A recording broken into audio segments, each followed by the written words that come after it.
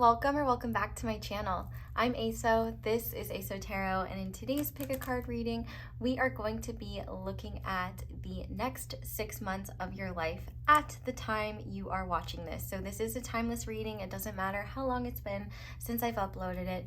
Whenever you have found it and been drawn to it is when you are meant to see it. So just to break down the reading really quickly, we're going to do an energy check, and in this energy check we're going to look at the overall theme that you're going to be focusing on in the next 6 months.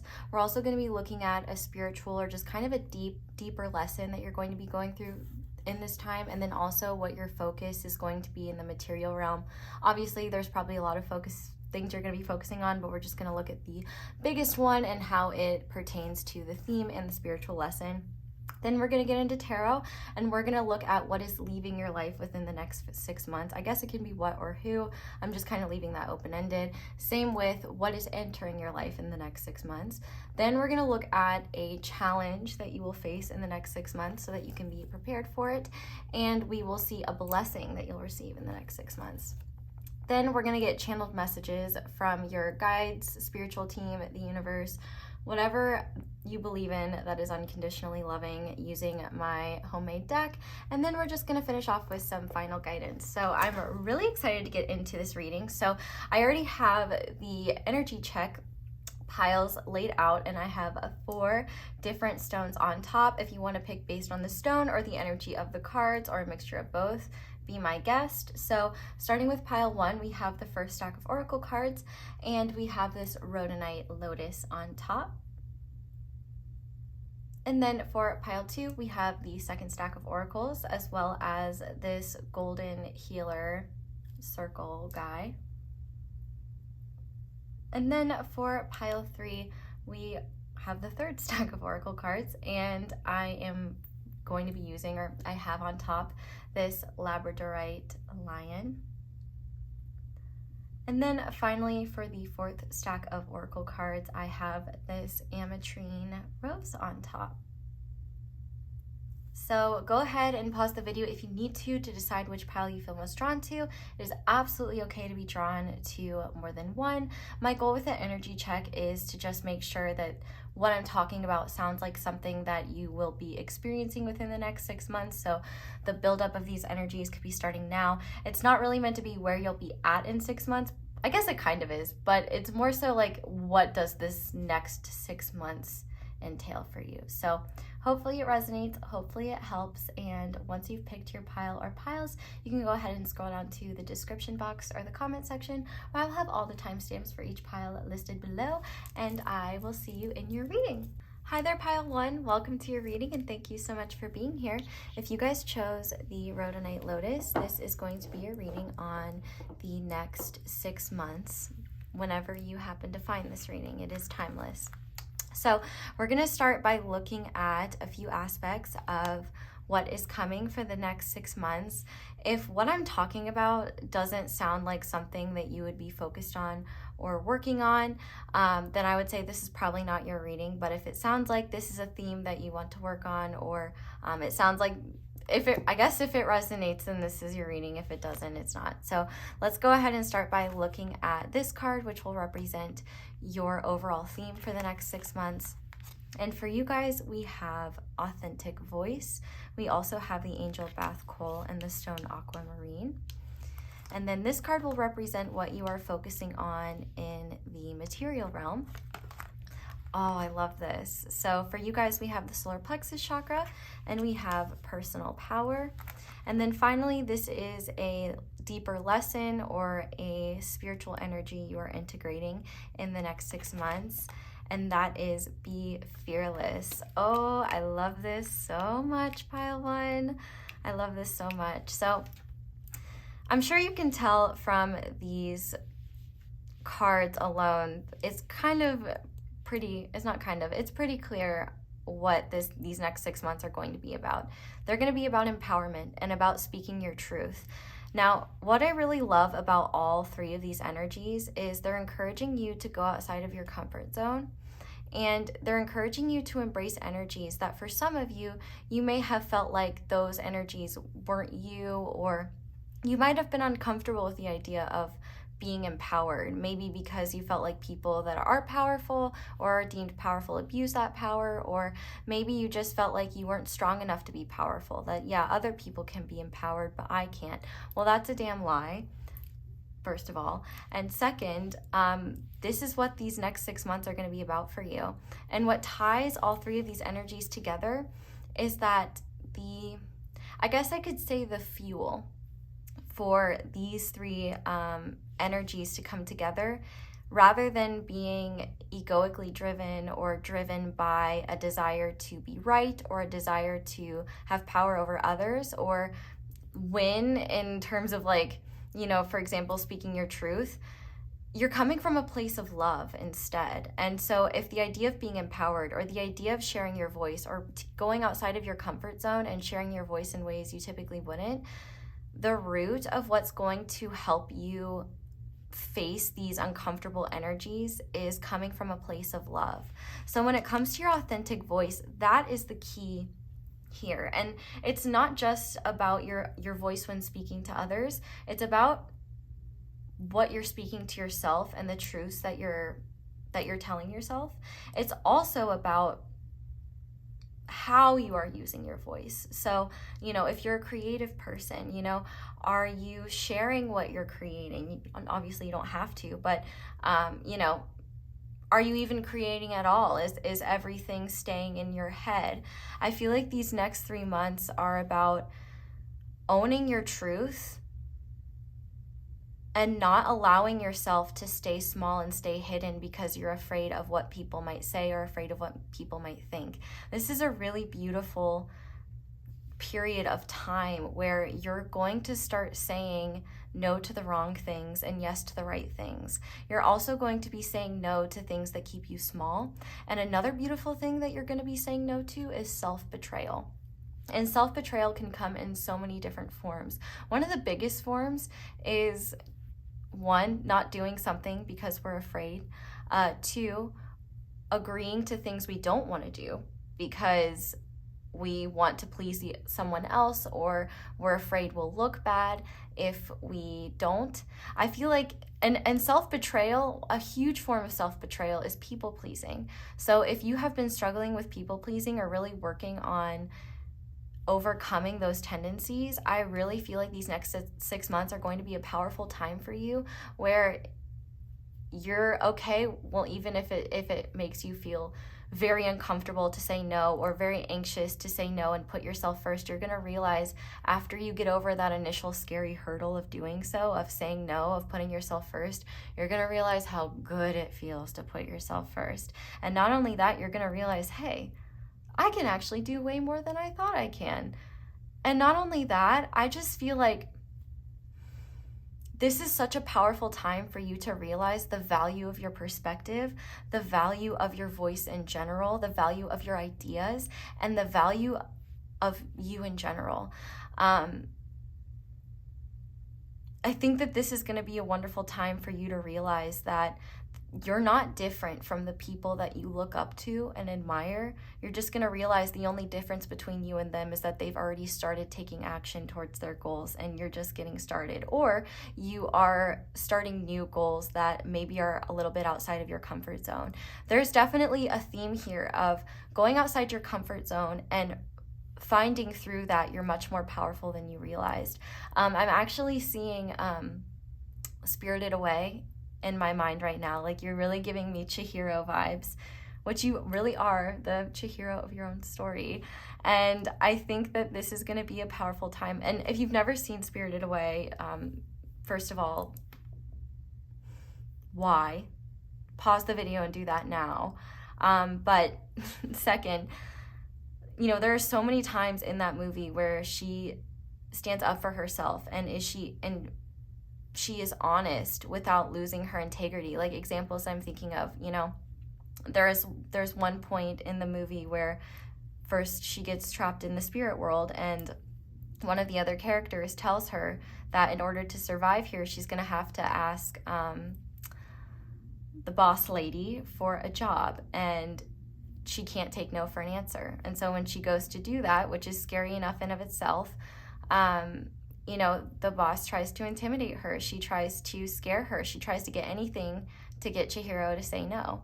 But she stands firm and she says, I want you to give me a job. And it works.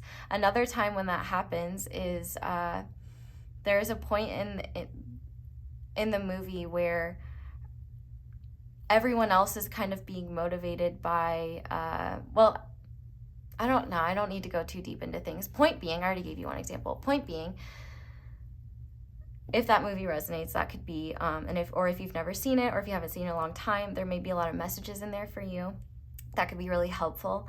But I think ultimately this is about realizing that you are so much more than you think you are. And this period of time is not only going to be powerful because you're going to realize that you can be scared and do things anyway, but also that's kind of the secret of living your life and doing what you want to do. Do you think I'll even use myself as an example.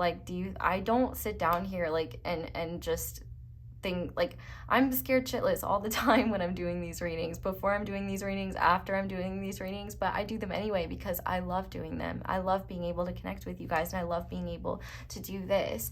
And so the motivation here is not to prove something or to take action based on an egoic perspective, but to instead say, hey, I'm afraid of what might happen with taking this next step, but I love the underlying purpose.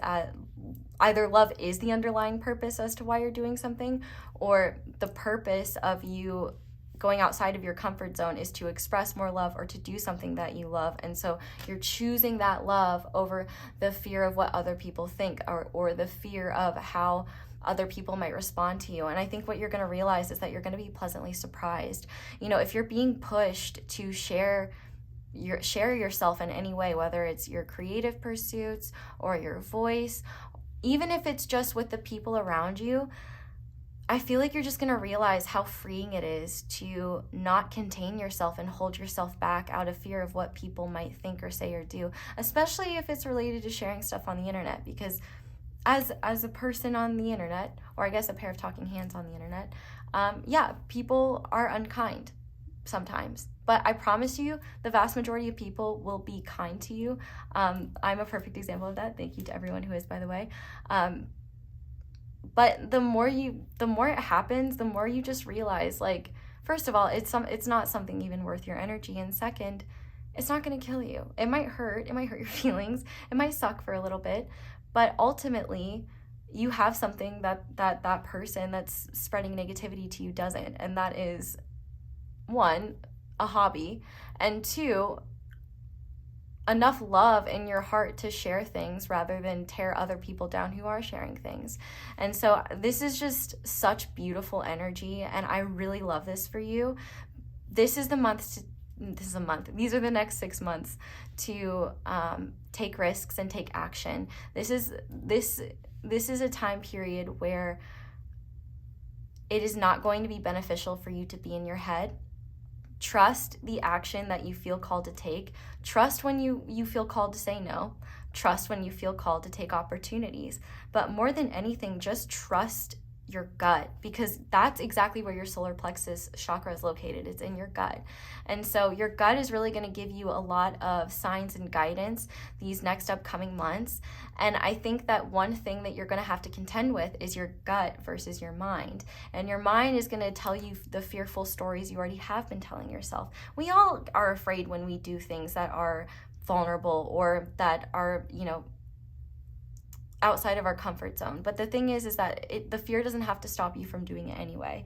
And so this is where you and there may be times where you don't take action, and that's okay, but it's going to be a process of realizing, I can feel the fear and do it anyway. And what you're going to realize is that it's going to feel so good to just, one, be your own best advocate and know that you can trust yourself to speak up when it matters and to make decisions aligned with your truth rather than making decisions that are aligned with what other people want. Because people pleasing is quintessential disempowerment. It's trying to get people to like you or trying to make other people happy by neglecting your own needs, your own desires to uplift theirs. And the people that are truly meant to be in your life, the people that are going to be a positive element in your life, you know, they're not going to be upset when you don't people please. They're not going to be upset when you can't hang out, or when you are setting a boundary, or when you can't do something, or when you need space. Like, the people that love and care about you are going to give you that grace and understand that. They're not going to make you feel guilty for choosing yourself, because ideally the people that you have in your life are choosing themselves as well, or at the very least very respectful of other people's boundaries. So this is a beautiful, beautiful time period where you are just going to be speaking up. You're going to be creating more, and you're going to be creating from a place of love with a hint of fear, with a hint of uncertainty. But I feel like you're just going to realize the power you've always had within you, and you're also going to realize that you're not separate from the people you admire. I know I already said that, but like, I feel like I have to hone it in again. Like, you might be looking at someone and thinking, well, I couldn't do what they do, or, you know, they're this and I'm not that. You don't need to be exactly like the people you admire. That would be useless, because they already exist. They're already doing the things that you clearly admire. But we do need you. We need your perspective. And actually, I will say this, you know, I've had people tell me quite a lot that they hope that they can read tarot like me. And I just say, with peace and love, you can't. Well, you can take inspiration, absolutely, but I'm already here. I'm already me. But we do need you to read tarot like you. We do need people reading tarot like themselves, because the more you are you and like put your own essence into what you're doing, that's where the real magic happens. Like, it's not going to be as pure if you're trying to emulate someone else, or trying to emulate something that's not your truth. Like, you know, listen, flowers and Christmas lights are both beautiful. They're different, but they're still beautiful. Don't be a flower wishing you were a Christmas light. It's silly. You're still just as beautiful. So the point of what I'm saying here is, you know, your authentic voice is not a voice that you try to alter to be like someone that you think is other people are going to accept, but rather it's just your truth, and you allow the response to be what it is, because you know it's aligned with your heart, you know it's aligned with your truth. That's all that matters. And that's what's really going to be empowering. Is I feel like these next few months as well are going to be, I feel like you're going to be facing your fears of rejection or disagreement, or pushback for your genuine thoughts and beliefs, or your creations, where you realize, oh, people don't have to like me. People don't have to like what I say. That's kind of part of life. Like, we have different viewpoints. We have different like understandings. We're all different, and that's a beautiful thing. That's not something like, the universe didn't create you the way that you are so that you could go emulate someone else. They want you to be you, and there's so much value in you being you, and it's going to be so empowering for you to realize that you don't have to waste any more time trying to emulate, or trying to put yourself in certain boxes that you think will make you acceptable. Because when you accept yourself and you give yourself the room in the space, give yourself the permission to take up space, give yourself the permission to be truthful about what's important to you, and truthful to others about what's important to you, and to share your truth, you'll realize, like, yeah, it might suck sometimes that people don't agree with you, or that people will try to tear you down or get triggered or whatever it may be. But that's not your responsibility. That's not your problem. You're here to be you, to share whatever you feel called to.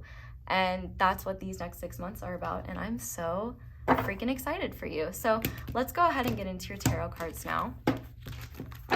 And speaking of positivity, I do just like really want to thank you guys so much for all of the positivity that you guys send me, because it really helps me and reminds me of why I'm doing this. Like, it just means the world to me. But also, like, seriously, thank you guys so much for being kind to each other. Like, I can't tell you how many times I see you guys lifting each other up in the comments, and it just makes me so happy. And, you know, I just love this little corner of the internet we've created. And I feel like, you know, one thing I do want to say is that if you want to share your creations, especially like, actually, okay, what I'm hearing in my head, but also like this is coming from my heart, like this is not something that I'm channeling, this is something that I've like wanted to share for quite a while, and I guess this is the message for you guys. It's not too late, and there is room for you. So, for example, if you want to do tarot on the internet, and you're like, oh, but there's already so many tarot accounts. Yeah, but there isn't you yet. You're robbing people of the opportunity to get readings from you. You could even potentially be robbing me. Like, what if I just come across one of your videos one day and it like helps me so much? That would be really fucked up of you to not share that, okay? So point being, even though there are a lot of people sharing, doesn't mean that you can't share too. You are allowed to take up space. And listen, there is no such thing as being too late. There is no such thing as being behind. Like, there is room for you. Don't try to hold yourself back because you think you won't. There's no room for you, because there is. That's a lie. That's an illusion. Okay, so I'm going to start by looking at what is leaving your life in the next 6 months. So, Spirit, what is leaving Pile 1's life in the next 6 months, please? We have the 7 of Wands. I actively hold true to my values. So actually, this is really cool. So you could almost argue that the 7 of Wands would be something that, because the 7 of Wands can be about sometimes like courage and facing your fears or fighting for what you believe in and things like that. But it can also be about defensiveness. And I think in this case, one of the things that you're going to be healing during this period of time is the need to be defensive, especially when it comes to sharing what matters to you and sharing what you care about. Sharing is caring, so you should share. But I feel like there is this almost guarded, protective energy where you've kind of just been afraid to either share what you're thinking or share what you're creating or put yourself out there in a way that would open you up to rejection or open you up to uncertainty. And I feel like what's leaving you is this need to be defensive if you are criticized, this need to beat yourself up if you are rejected from something. It's like these 3 energies are not promising anything other than no matter the experiences you go through in the next 6 months, by the end of it, you will come out of it a much more secure and empowered person than you are right now. And not only that, you'll realize that the things that were holding you back, while they might not be fun when you experience them, they're not the end of the world. And in fact, they're just a natural consequence of sharing your light.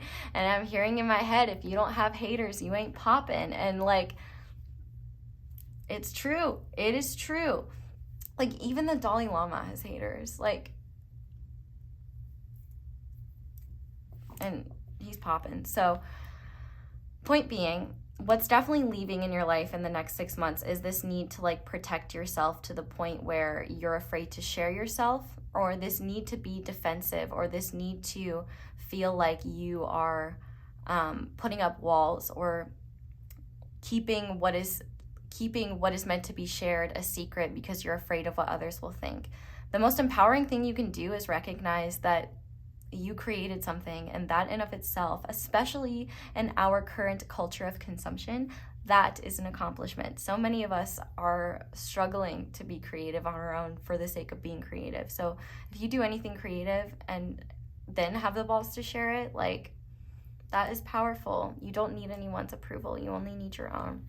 But let's see what's entering your life in the next 6 months. So next 6 months for Pile 1 Spirit, what is entering? We have the 8 of Wands. Okay, love that.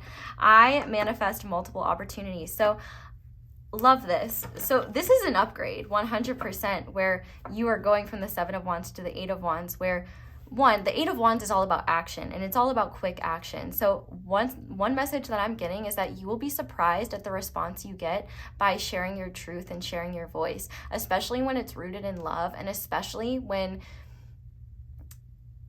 you're coming at something with authenticity, and which you are.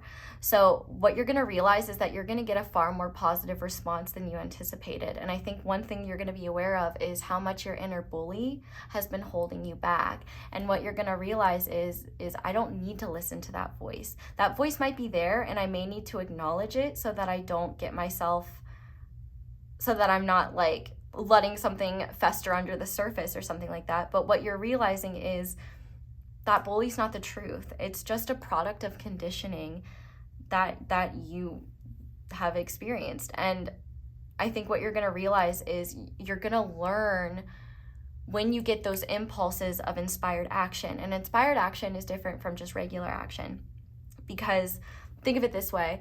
Let's say you're surfing.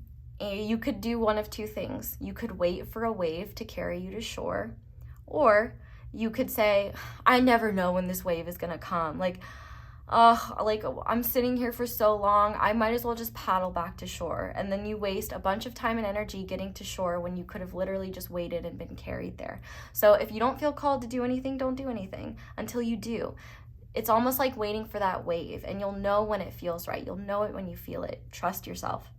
And so I feel like what's coming into your life is a lot of opportunities based upon the action that you take and the confidence that you gain as a result of taking that action, where you realize, I can put myself first. I can say no to things I don't want to do. I can put myself out there and share myself with the world, and nothing has imploded.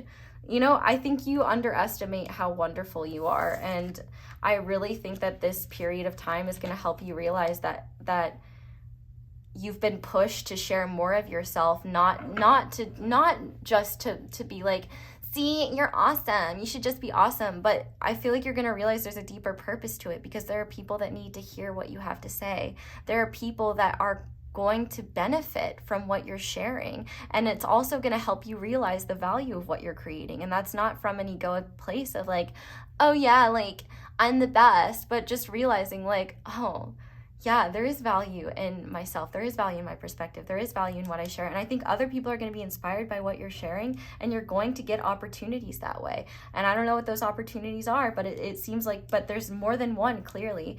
And I think that I guess this is kind of coming with a warning as well. When you're a flame like this, all moths are drawn to it. So just be aware, you might be so magnetic in the upcoming 6 months that you manifest both opportunities that you want and opportunities that you don't want. So make sure when you manifest, like when opportunities come your way that you don't want, don't say yes to them just because you're afraid something better won't come along. That's a lack mentality. Let go of that. What you need to trust is what you'll know what opportunities are right for you when they feel right, when they feel inspiring, when they feel uplifting.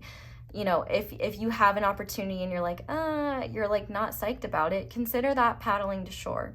We don't need that. Maybe you'd even be paddling in the wrong direction. Who knows if you'd even be going to shore. So this is awesome because you're going to be taking a lot of action. And I think it's going to happen very intuitively, where you're not in your head as much and you're more driven by your desire to share or your desire to create or whatever passion comes forth in the next 6 months that helps you just feel brave enough or just helps propel you forward when it comes to like the goals that you have and the opportunities that you want to manifest and the things that you're trying to create for yourself. Like this is just a very powerful time where you're this shit right here, self-love, 100% self-love. Like if you've been focused on self-love, like this is self-love, like central. This is allowing yourself to be a person in the world and take up space and speak your truth, even if other people don't like it, and to recognize that people don't have to agree with you. If people are unkind, consider them children because they kind of have to be in order to behave that way. And recognize that the people that do respond to you not only are going to be so aligned with your heart and your truth, but also like you'll inspire them, they'll inspire you. It will be so uplifting. I have met some of my greatest friends in life from doing this. Shout out to Kino, shout out to Hermit, shout out to Happy Souls 1111. I could go on for a little while, but like seriously, I would have never met some of the most important people in my life if I hadn't, you know, faced my fear and done something that scared me. And so, you know, if you've been trying to manifest soul family, if you've been trying to manifest better friends, this is how you do it. And you're just going to be surprised. And I feel like what else you're going to realize is if you have any subpar friends, you know what I will say? Kino, I just have to talk about how much I love her for a second. If you have not checked out her channel, what is wrong with you? Go do that. I'm like, okay, so you're assigned watching list, Spirited Away, Kino Tarot, but she was a person to me, well, is a person to me, that made me realize what subpar friendships are. And the friendship that I have with her, I'm sorry, literally inspired me to say no to subpar friendships and to never let anyone treat me the way that friends had treated me in the past. Like, when you have people that truly love you for who you are and that you're aligned with, like, it's just so right. Like, the vibes are right. And I promise you, if you are holding on to scraps because you're afraid you won't get something better, you're going to miss out on the beautiful feast waiting for you. And what you're realizing is that you're the chef of this feast. You may not realize it because it's not coming from your conscious mind. It's coming from your intuitive and inspired action. And that is going to make you realize not only can you take risks and do things you never thought you could, but you're just going to have so much more confidence in yourself. And you're just going to realize how amazing you are. And I love that. I love that so much. Okay, so now I want to see the main challenge that you'll face in these next 6 months. Queen of Wands. So we have so much fire energy here. So your main challenge is, one, I feel like having the confidence to take action in the things that feel a little scary, but two, to trust in what you're creating, especially if you are a perfectionist. Like, let go of perfectionism in creation. There's no such thing. And honestly, like, I don't share things a lot because I feel like I can write out the most eloquently worded thing that is like trying to say exactly what I want to say, and somebody's gonna have a problem with it, or somebody's gonna be like, well, you didn't talk about that. And it's just like, it's exhausting, and you can't stop that. And like, the truth of the matter is that if I truly want to share something, I'll share it, and I'll deal with the annoying crap later, or I just ignore it because I don't even need to look at it. Like, I'll just turn off my phone. I'll just close my eyes.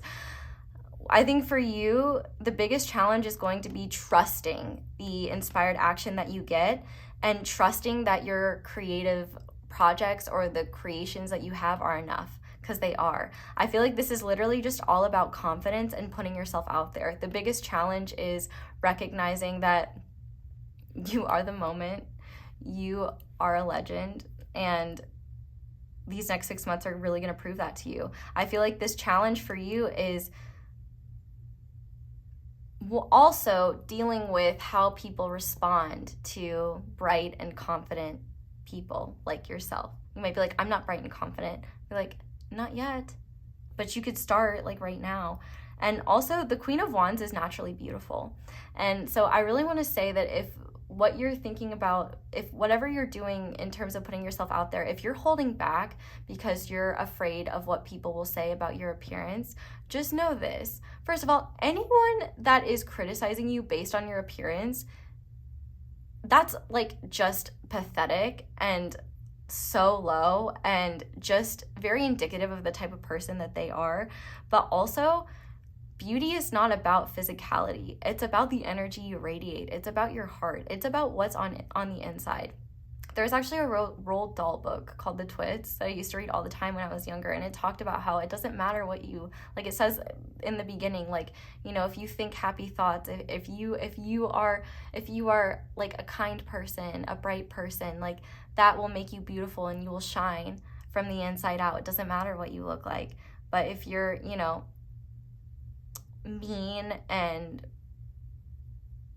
shit like that and cruel and bitter and stuff, like, it doesn't matter how much you do to improve your appearance, like, you're still gonna be ugly on the inside. Like, it doesn't matter. So I feel like one big thing for you is to not let any physical insecurities get in the way, because first of all, like, that doesn't matter. I know it may matter to you, but like, I promise you, the things that you're criticizing yourself for, people won't even notice. And on top of that, if anyone does comment on that, like, first of all, block. You can do comment sensors, because honestly, let's be real, a lot of us are sharing our stuff on the internet, and like you just open yourself up to any and all energy there. So just know that if one of your reasons for not sharing what you're doing or putting yourself out there is because of an insecurity around your appearance or an insecurity around something, just know that those are literally just mental blockages. They're not your reality. They're not your truth. And this blessing is really going to be like, by the end of this 6 months, like you are going to be embodying Queen of Wands energy, where you are in touch with yourself. And I feel like your creativity is going to flow so much more because your mind's not getting in the way. You're not criticizing what you're creating. You're not overthinking what you're creating. You're just allowing it to flow. And I think these 6 months are a lot about integrating fire energy and really embracing your fire energy. That doesn't mean you have to have fire signs, but just fire energy in general. Passion, drive, action. That's what these 6 months are about. Did I say 3 months? I don't know. I mean 6. But point being, the challenge is, which I know this is challenge and we're about to do blessing, but the challenge is growing into this Queen of Wands energy and recognizing and dealing with, I don't want to say the consequences, but just how the external world responds to your own bright energy. But just know, Queen of Wands, she's not worried about it. And if she is, she's not going to let them know. And she's going to remind herself who she is, and she's going to realize how silly it was for her to even be worried about that. So, okay, let's look at the blessing now to come from this 6 months. And that came out really fast. Yes! What am I saying? Like, this is literally exactly what I was saying. I can deal with whatever comes my way. Strength card. So, yeah, you're going to be stronger for these next 6 months. And you're going to realize you can handle whatever comes your way. You're going to, rather than, like, what I love about the strength card is it talks about true strength. Strength is not trying to overpower someone or be domineering or try to force things to bend to your will. It's rather surrendering to what is without allowing yourself to lose your authenticity, your integrity, or your truth. One of the strongest things you can do is be kind in the face of negativity. One of the strongest things you can do is share your light when all you're seeing is darkness. And I will say from personal experience, like, it's hard sometimes and you get bogged down by negativity, but it's not forever. And you move through it, and you realize how strong you are, and you realize how grateful you are that that's not your everyday reality and just a consequence of that being other people's realities. With that being said, this blessing is just going to help you realize that, like, it's just going to help. You are building the solid foundation you need to realize your goals and make things happen that I don't even think you have conceptualized yet, because they're going to happen after a lot of inspired action has already happened. But, like, this is just a beautiful time. Like, look at how much yellow there is. Like, there's so much solar plexus energy here. I love it. This also gives me Joan of Arc vibes. So I don't know if any of you feel very connected to her. I would maybe, like, read her story or read more about her, because, like, 17-year-old girl fighting in wars. Like, who is she? Like, talk about, I mean, she's an emperor, empress, but, like, if a 17-year-old girl can fight in a war, I think you can share your creations with the world.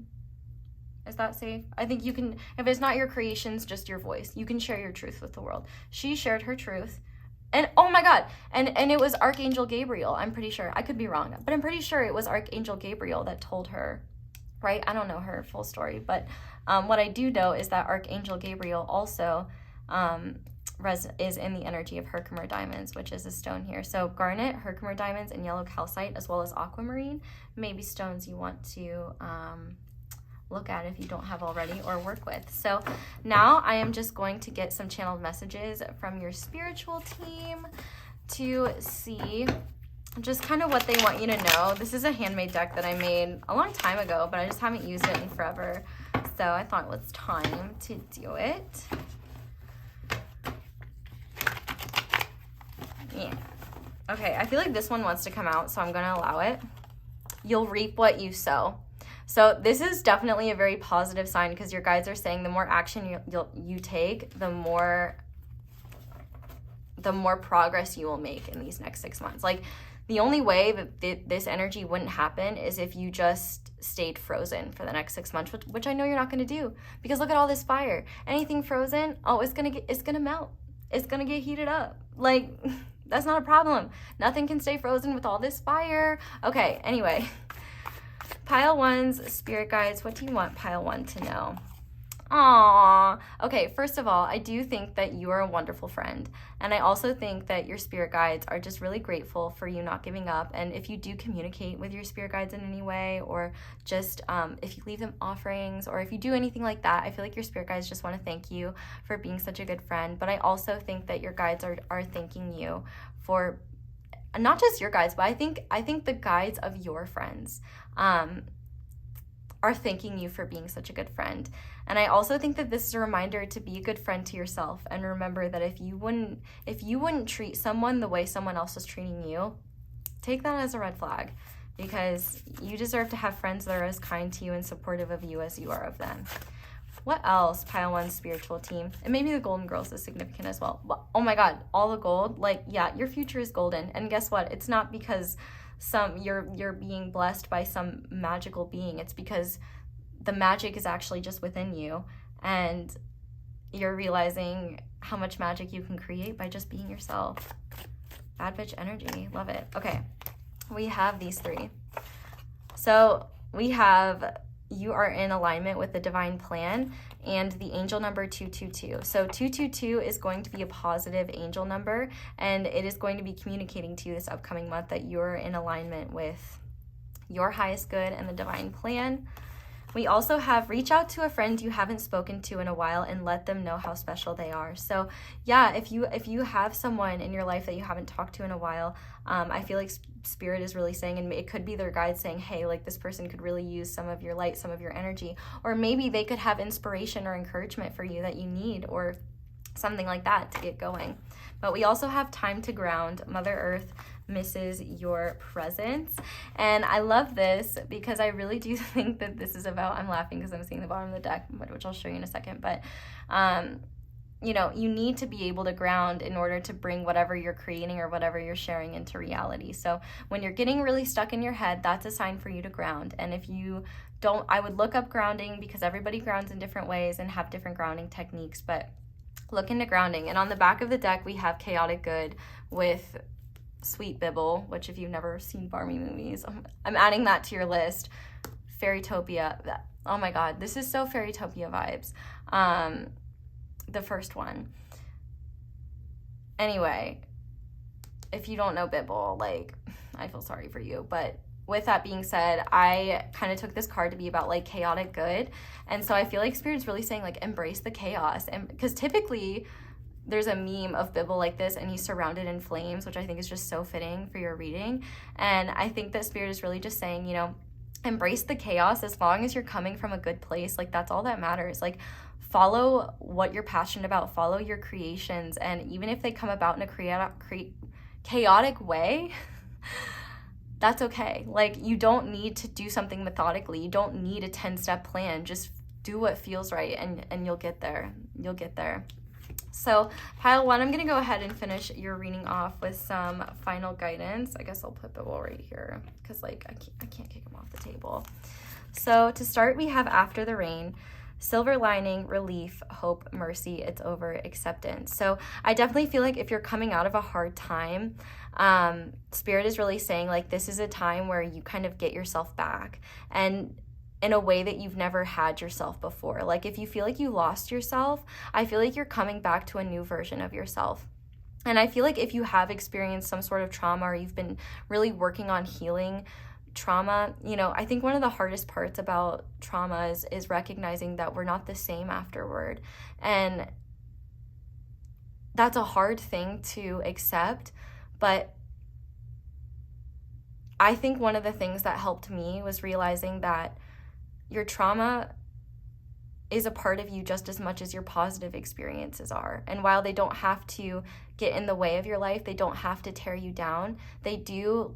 I'm not saying it like defines you or makes you who you are, but like it's a part of your experience, and it's not something that you can push away. But, you know, through healing and through growing, you know, that stuff just brings you closer to the light. That brings you more creation. That helps you connect with others. Because, like, man, nobody leaves this earth unscathed. And I feel like this is going to be a powerful time of accepting what was never yours to carry in the first place, and realizing that the people trying to keep you down were not reflecting the reality of who you were, but were reflecting the reality of who they were. Let's see what else. This is all about gut feelings. Trust the niggle. What is the niggling feeling trying to tell you? And if you've never heard of niggling feeling, it just means like the kind of quiet gut feeling that you get. Like, these figures are literally holding their gut. So trust the little intuitive nudges you get. Trust those little gut feelings, because there's so much wisdom in there for you. We also have seasonal harvest, which I don't know what this, I'm actually just going to read this card from the guidebook so that you guys get the message that you're meant to, but I'm going to finish off by reading these first. We have child of the cosmos. The intelligence of the universe lies within you. Exactly. You don't need other people to validate what you want to create. You don't need to look outside of yourself. Like, the inspiration, the blueprints for what you're meant to do are within you. And that's why when you're intuitive, it's going to be so much easier for you to trust it. So if you are someone that really struggles with being in your head, like, really try to do anything, like especially physical movement, whether it's exercise, dancing, or just any sort of movement to get any excess energy out of your head. It will be so much easier for you to tap into your intuitive guidance. But just know that you don't need, well, I guess if you need a green light to go after what you're thinking about, hello, it's me. Hi, I'm your green light. But trust that you don't need anything else. Everything that you need is already at your disposal. And when you are unsure of what to create, look within yourself. Look within, trust those little intuitive nudges. But we also have surrender to what is. Flow with what is instead of fighting it. When you can't change a situation, compassionately accepting it exactly as it will bring you peace. And that's exactly what this strength card is about. It takes true strength to do that. And I love how, like, there's so many images of just like a woman like opening her arms up and being free. So like, I feel like this is a lot about you being free.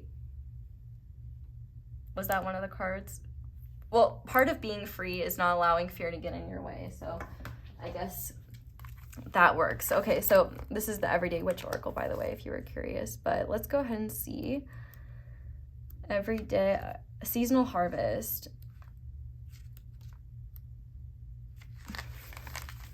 I'll put this over here so that when I'm reading it, you can actually see it. With hard work and a little dollop of luck, our endeavors will eventually bear fruit. No matter what form this takes for you, be sure to take time to celebrate the harvest.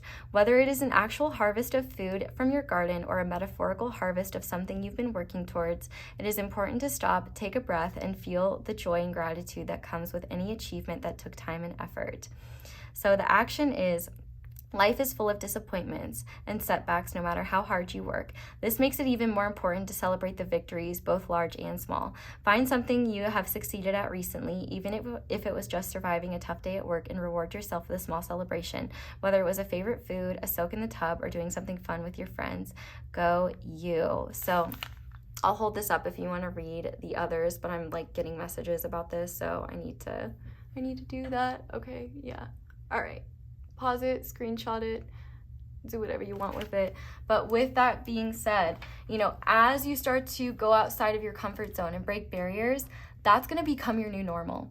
So just be aware that as you achieve things, it is so important to celebrate what you're achieving and celebrate those small steps. Like, even just sharing a blog post about something you're passionate about, or making something, or showing someone else. Celebrate that stuff, because if you don't, one, you're losing an opportunity to celebrate, which is lame, and two, once it becomes your new normal, you will never have had the opportunity to appreciate all the effort and energy and bravery it took to get there in the first place. So just know that the actions, like we already had, you'll reap what you sow. Like, the more action you take from inspiration, the more your fruit, like it's basically equivalent to like the more seeds you plant, the more you will have to harvest. So pile one, I love this reading. I love your energy. I'm so excited for you. Thank you guys so much for watching, and thank you so much for watching my ads. That is one of the simplest and easiest ways to support me. If you appreciate what I do, But if you would like to support me in other ways, you can like this video, comment down below, let me know how it resonates. Those two things are incredibly helpful, especially liking the video, so thank you to everyone who does that. You can also like the, or I just said that. You can also subscribe if you haven't already, which is super helpful, and click that little notification bell. Shout out to my notification squad to be notified whenever I upload a new reading. If you want me to see your comments, I usually see comments, respond to comments when I first upload. What else? You can also check out my candles as well as any other candles from Angelic Magic. That is super helpful. They're also wonderful candles. I also have my merch and my social media linked down below, though do be aware of scammers pretending to be me. But that is all I have for you guys. I really hope you enjoyed this reading. I really hope that you see how fucking badass you are. But that is all I have for you guys. So thank you so much for watching. Thank you so much for being here. I hope you all have a wonderful 6 months and a wonderful day or night whenever it is that you're watching this. And I hope you'll come back and see me again soon. Bye. Hi there, Pile 2. Welcome to your reading and thank you so much for being here. If you guys chose the Golden Healer Stone, this is going to be your reading on the next 6 months and what they will entail. So to start with this first Oracle card, this is going to represent the overall theme of the next 6 months. And for you guys, we have Empowered Service with Ascended Master Yogananda and Rhodonite. This card is going to represent what your focus will be in the material world. And so for that, we have number 21 with communication and the throat chakra. And this card is going to represent the spiritual lesson that you're going to be learning in the next 6 months. And if not spiritual, just a deeper lesson. So for that, we have strength. Love all the blue going on here. And for starters, I just have to say how lucky you are to get Ascended Master Yogananda's energy in this reading. And as soon as I saw this card, I knew there was a book I had to share with you guys. So if you have not read Autobiography of a Yogi, this is Ascended Master Yogananda in his human form. This is genuinely one of the greatest books I've ever read, and I'm not even done with it because it's not a light read. It's something that I want to devote all my focus to, and honestly, I don't want it to end. So yeah, if you have not gotten this book, and unless you feel resistance to getting it, please get this book because it's absolutely incredible. It's just chef's kiss, and he was an amazing person and is an amazing spirit, and you must be as well for this energy to come through in this reading. So with that being said, let's go ahead and get into these next 6 months. I really love these energies because I really feel like there is a leveling up happening. And what's interesting is we have the number 30 and the number 21, which in numerology, not regular math, y'all know how I feel about regular math, they both reduce to the number 3, which really makes me think of Empress energy and creation. Empress, the Empress card is the number 3 in tarot. Or March could be significant. We are in March right now if you watch this while I'm uploading it or sometime in the future, as well as Pisces energy. So I definitely think that these next 6 months are going to be about you stepping into your purpose, either more fully or in general. Empowered service being the theme definitely speaks to me that these next 6 months are going to be driven by a deeper purpose than just like something meaningless. It's not a very great description, but the hard thing here is that this service will look different for each and every one of you. This service doesn't have to be occupational. For some people it is, but for others, this service could just be serving others by being yourself. And actually, even if it is occupational, you can still serve others by being yourself, but also serving others by being in your truth. The fact that we have communication here, I think one big theme in the next 6 months that you're going to be experiencing is stepping up and being truly honest, even if what you have to say, other people may not want to hear. Now, there is a huge difference between you can be honest and still be kind. You know, there are those people that are like, what, I'm just being honest, and then say like really mean and rude things in the name of honesty. Like, that's unnecessary. That's not rooted in love. But this communication that Spirit is bringing to your doorstep, or that you're being called to focus on, is about honest communication that is still kind.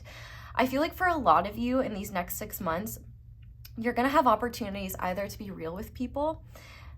I feel like for some of you, there may need to be an honest conversation, like at your job. For some of you, you might be thinking about quitting a job or looking for a new job. And you might even just be feeling like really guilty about it, which, oh my gosh, I can't believe this is coming to mind, but don't judge me for watching this show, okay? But it makes me think of Emily in Paris, which, like, no, seriously, okay?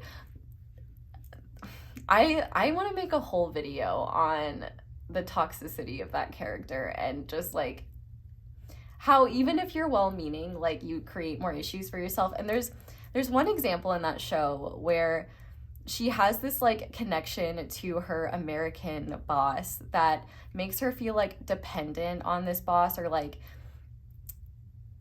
it's kind of that dynamic of like, oh, we're not just a workplace, we're a family, which, like, no, you're not. You don't owe anything to your higher ups. You don't owe anything to your coworkers. With that being said, I feel like if there is, this is a specific message, so it's not going to resonate for all of you, but if you've been sticking around in a job because you don't want to disappoint someone, I promise you they will get over it, first of all. And second, that is such a, if you're not happy and you know it's not where you need to be, that is such a form of self-betrayal. So please don't, like, I feel like for some of you, if you've needed a sign that it's time to let go of like a certain job or a certain career that's not serving you, wanting to please or make someone else happy is not a good excuse to stay in that job, with peace and love. But anyway, this communication is for like, it's in everything. I also think it's honest communication with yourself and looking at the habits and patterns that are no longer serving you. You know, what are you doing that isn't aligning with the person you're becoming? What are you ready to release? And also, I'm hearing, what have you been complacent about that it's time to address? I think those are things you're going to be focusing on in the next 6 months. And this Strength card gives me an energy of endurance. There may be times where you're being called to make decisions without having all the facts, where you're being called to trust yourself and trust what you know to be true before you have direct evidence that what you feel to be true is the right choice for you. There are times, and this is actually a really evolved lesson to learn, when you're kind of stuck in darkness or like bleh energy, but you're still choosing to move towards what's right for you anyway, or trust that even if you can't see what's on the other side of this period of time, you're still continuing to push forward anyway. And that doesn't necessarily mean that this time will be bleh or you'll be having tough times, but if you are having tough times, I think even just being honest and communicating that is going to be so important. Like, I feel like if you're someone who tends to keep themselves, like, to keep your own issues and your own, the things that you're going through, like, hidden or hidden, I guess is the best word to use. I feel like you're also being encouraged to be really honest with the people around you. Not to where, like, only if you feel comfortable, of course, but I feel like other people could benefit with your own honesty about your own struggles and your own challenges as well.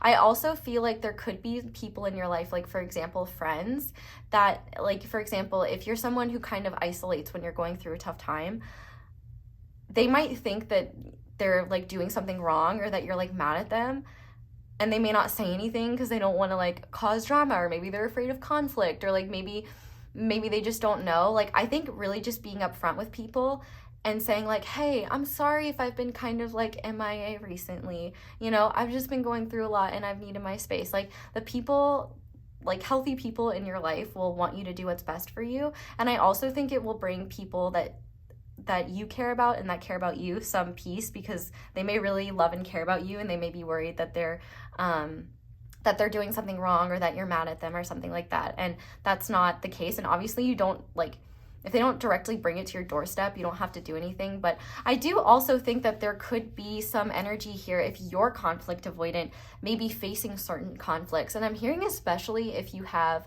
roommates or you work with someone really closely, there may need to be some challenging discussions like about what's working and what isn't. And I think that this really goes back to that same message of you can be honest and still be kind. And I'm hearing in my head right now to focus on I feel statements rather than like accusatory statements of like you do this and you do that. So instead of maybe saying, like, for example, if you have a roommate that is maybe not the most considerate of when you're trying to sleep, for example, you could say, rather than be like, you're so disrespectful, you don't respect when I'm sleeping and things like that, you could say instead, hey, I know we're on different schedules, but I've really been struggling to sleep lately. It's affecting me a little bit, and I feel like it's important that we talk about, you know, what we can do to kind of mitigate noise when I'm sleeping and when you're sleeping, just so that, you know, we can be respectful with one another. And you could be like, I don't feel like this is a personal thing.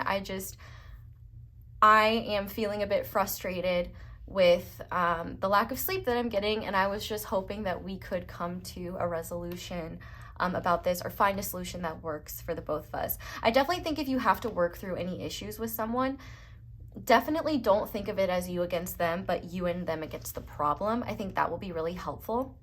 But I also think that this period of time is also for an opportunity for you to realize that working through conflict is not always a bad thing. Like, having disagreements with people is normal, and conflict can be healthy when it's done in a mature way.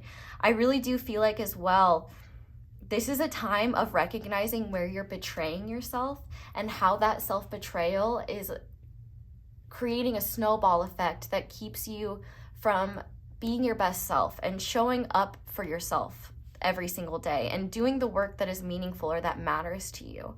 I also feel like this is kind of a time where you're stepping it up, where the things that maybe you once brushed under the rug in the past or just kind of ignored or didn't address, I feel like those things are going to be coming to the surface, and Spirit's kind of going to be putting pressure on you to acknowledge or address those things, whether it's with yourself or others, because there's no reason for it to be an issue anymore. It's time for things to be released. And I'm kind of getting the example of, you know, when you're getting like a massage, or, you know, you're like, you know, when you have like a pressure point that hurts as you're like trying to get a knot out, but it feels so good after it's released.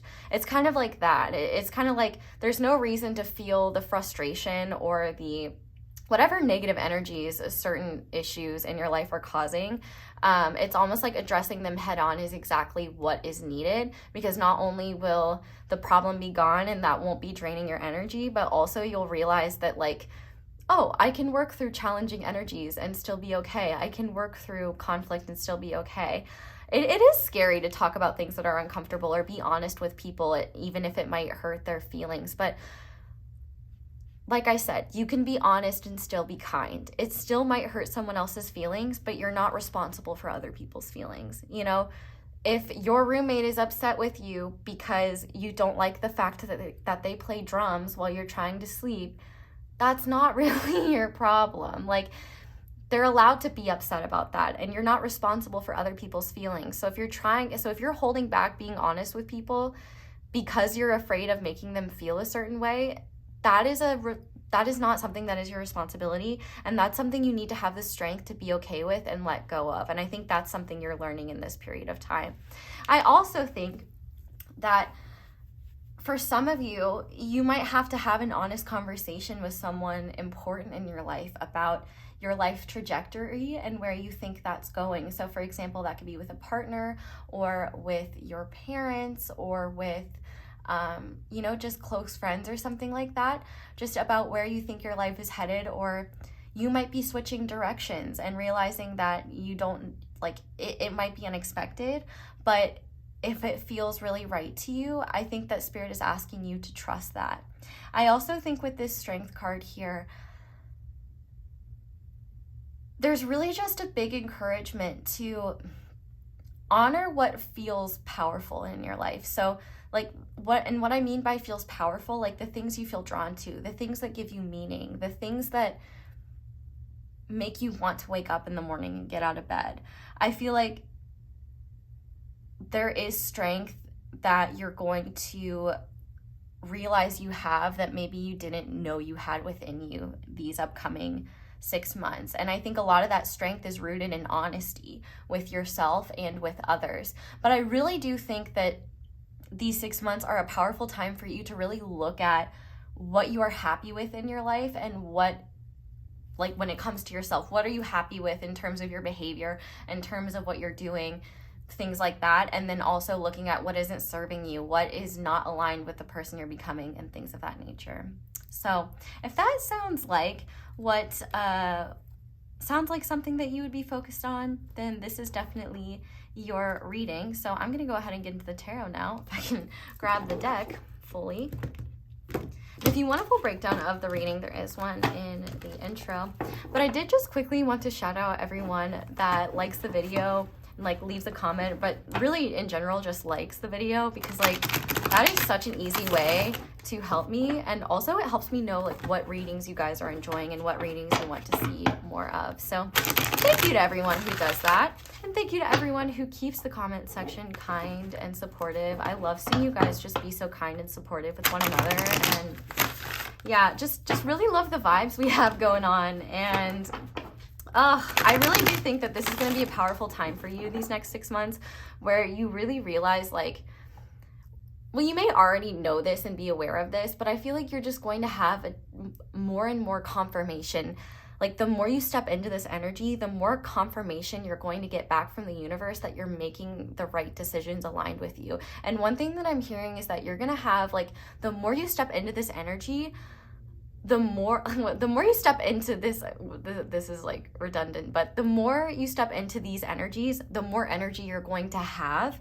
If you find yourself, if life seems harder than it needs to be, and if you're feeling constantly depleted or drained, I think that is a sign that there are things that are not aligned with where your path is headed. And I think that as you step into these three energies, you're gonna feel more naturally uplifted. Like you don't need to drink a Monster Energy, because like you've got that within you as you empower yourself on your path. Like I feel like as you step into these energies, like you're just naturally going to be more energetic in these upcoming months.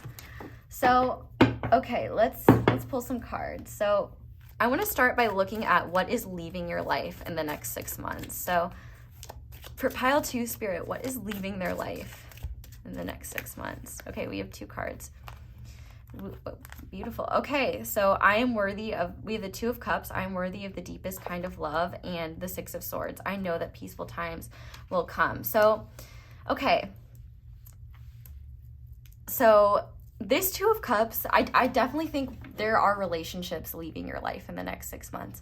This could be romantic relationships, but it doesn't have to be. The 2 of Cups is about, this is about a connection with someone that, these are like deep connections that you have with people, or just really true, real connections you have with people. And it's very similar with this communication. So for some of you, I do feel like, and it may not be that a relationship is leaving, but in order for a relationship to get better, there may need to be more honesty. But for some of you, if you are in a relationship and it's not working and you're wondering if like you should leave it or something needs to change, I do feel like this is a sign that there will be things that need to be addressed in this relationship, or things that need to be that you need to be honest about in order to move forward. I definitely think with the 6 of Swords here, you are moving forward from the things that are not serving you, and you're moving into more peaceful times. But I do think, like, for example, if you're not in a relationship, but like let's say you have a bunch of like situationships that you're involved in, I do think that you might be letting go of those in order to stay open for the deepest kind of love. I also think that this is a sign of letting go of subpar friendships, any subpar connections that are just not serving you. I think that you're definitely gonna be letting go of that in the next 6 months. And the interesting thing is that there may be people that actually, because of your honesty with them, end up walking away or leaving your life. And I just want to say you're doing them a service, and they're doing you a service, because if you can't be honest with someone, then you don't even really have a real connection with them anyway.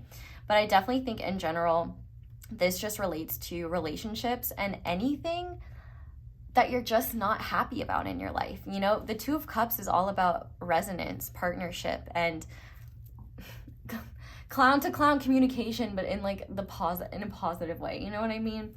I really think that this is a time for you to let go of what is blocking you from your truest self. And I do think there are things outside of yourself that maybe you haven't been fully honest with yourself about, that are just not really serving you, or maybe have served their purpose.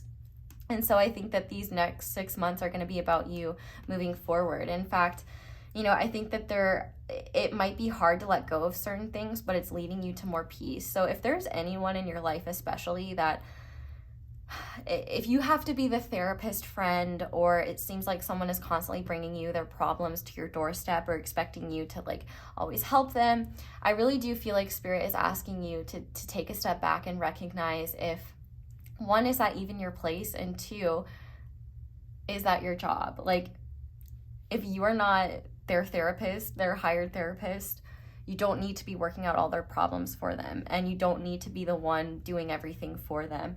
I feel like there is going to be, one of the things you're going to be learning in the next 6 months is what connections are worth holding on to, and what connections are dragging you down or not aligned. And here's the thing, like, it doesn't mean you have to completely cut people out of your life, but, you know, it may even just mean like stepping back, or just spending less time with certain people that, you know, kind of take you away from yourself. You'll know connections are aligned with you when they feel right, when you feel like yourself, you feel like you can be yourself, and it just feels safe to be you. So just know that, you know, if there are people in your life that you have to walk on eggshells around, that you feel like you can't be yourself, you feel like you're being judged, you feel drained when you're around them, that's definitely a sign that those are connections that you're going to be addressing, or that you're going to be called to address in these upcoming 6 months. And that is what is helping align you with your purpose. And like I said, that doesn't mean that you're completely walking away. Like, for example, let's say you're in a relationship with someone that you really love, but there are just like issues right now that you both are sweeping under the rug. Like, Spirit is saying here, you know, you guys deserve to have an honest, authentic connection, and that can't happen if you're hiding things from one another, if you're not being honest with one another about what's not working. So you're going to have to face the challenges together in order to move into more peace and have more connectivity, if that makes sense. So I definitely think in the next 6 months, relationships that do not make you feel loved, relationships that do not make you feel uplifted, connections that just drain you and deplete you and take you away from yourself are going to be connections, or are going to be what is leaving your life, whether from them or yourself. And if leaving, and it may not be forever for some of you, like example, like a friendship, maybe you and a friend don't talk for a while and you need time to heal and grow, and then, you know, you guys kind of rekindle things later, or maybe not. It's really subjective here, so take what resonates. But ultimately what's leaving your life is anything that is not aligned with you. And it doesn't necessarily have to be relationships. It can also be like career, hobbies, anything that brings you joy, anything that you truly care about. Yeah, does that make sense? Okay, one thing I will say is that as I'm channeling this, I keep feeling the need to repeat myself. Like, I almost feel like I'm not getting the message out, or I'm not being heard. So just know it takes two people to communicate. If you're trying to communicate with someone and like they either don't listen or the message doesn't seem to be received, you don't have to keep explaining yourself. Like, you can speak your truth and then let it be that. If the message doesn't get, like, you can explain something to someone, but you can't understand it for them. And it's not your job to do that. So just know, like, if you've told someone over and over and over things that you need to change, like things that need to change or things that you would like to work on together, and you're holding up your end of the bargain, but they're not, if it's a pattern of behavior, I would pay attention to that and ask yourself if that method of communication is working, or if you're even really if communication is really happening at all. Like, are they even listening to you? Because listening is an important part of communication as well. So just be aware of that. But let's see what's entering your life now. Spirit, what is entering pile 2's life? We have the 7 of Wands. I actively hold true to my values. So this is so interesting because this is what was leaving pile 1's life. But what's entering your life is the ability to, honestly, strength. Strength is something that is entering your life in a way where you're not cowering when it comes to standing up for what you believe in. And I also think that you're not letting yourself be a doormat. I feel like you're also standing up for yourself. Did I just say standing up for myself? Why are you guys repeating yourself so much? Is it because you're afraid is it because you're not being heard? Or is it because, I definitely feel like one of the challenges of these next 6 months is you're going to doubt yourself a lot. And it's not because what you're doing is wrong. It's just because of that underlying fear of like, what if other people are right? What if it's different. It's out of your comfort zone. It might feel weird, but just know, don't doubt yourself. Like, if you feel called to do something, do it. Like, with this 7 of Wands energy, I really just feel like what's entering your life is the strength and trust you need in yourself to hold true to what you value and what matters to you, even if other people don't understand it, even if other people don't agree with you. And to recognize that you don't need other people to agree with you. You don't need other people to understand why you care about what you care about, but to just recognize that if it matters to you, if it gives you purpose, if it's part of your truth, if you love it, then that's what matters. That is what you deserve to defend and protect. And I think really what is entering your life is the confidence, or at least the courage. Let's say not confidence, let's say the courage to defend what you care about, to defend yourself, to defend what matters to you, and to not let other people's agendas get in the way of your truth and what you care about. And I even think as well, for some of you, there might be a message, like if you've been in a relationship with someone for a long time and it just seems like things aren't getting better, like you've tried to talk to them, you try to communicate with them, and it just seems like you're the one making all of the adjustments. You're the only one that seems to be trying to change and cultivate a better connection with them. I feel like what's changing in the next 6 months is like what's entering your life is the unwillingness to let go of what you care about. Like, if this person is asking you to sacrifice something that is truly meaningful to you, I feel like that is something that you're not yielding to, you're not conceding to. I definitely think that there is this wonderful energy of standing up for yourself and standing up for what matters for you. And I definitely think that it's going to feel really good to do this, and you're going to realize how good it feels to not betray yourself. It's funny because there's very similar energies to pile 1 here, but like in a different way. I don't know how to explain it, but if you're drawn to pile 1, feel free to check it out, but you may not be. Anyway, so now I want to look at the main challenge you'll face in the next 6 months. So Spirit, what is the main challenge pile 2 will face in the next 6 months? 3 of Wands. I have the energy I need to realize my goals. Okay, so this is exactly like, this makes so much sense.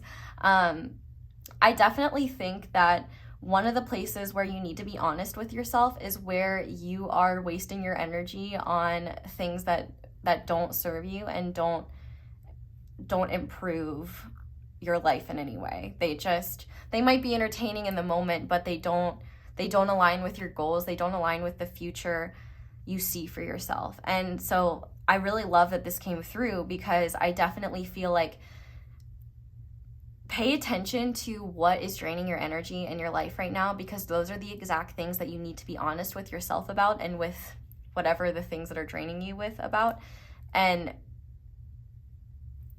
figure out what is needed there, because those things are siphoning your energy.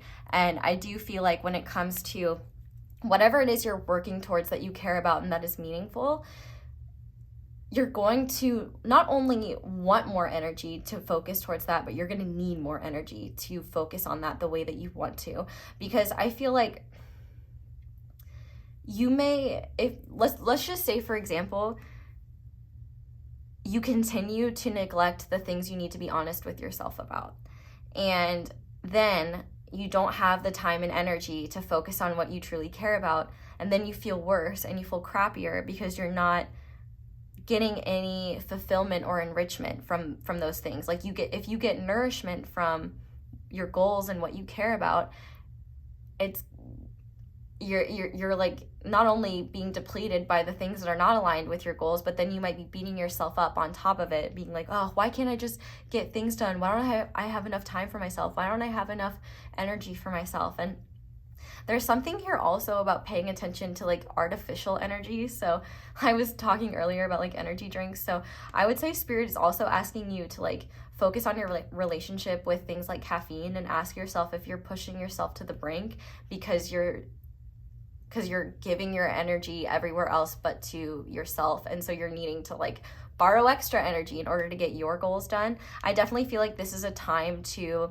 really be honest with yourself, especially about like the small habits that get in the way of your ability to focus on what truly matters to you. Like little distractions, like doom scrolling, or just like, you know, things that don't uplift you. They might be mentally stimulating or they might be mildly interesting, but they're not nourishing in like a way that like play would be. Because like play should be uplifting. It shouldn't make you feel drained, if that makes sense. I definitely feel like I'm repeating myself, and I'm really overthinking everything that I'm saying in this reading. And I think that's because you guys might really be overthinking what's right for you.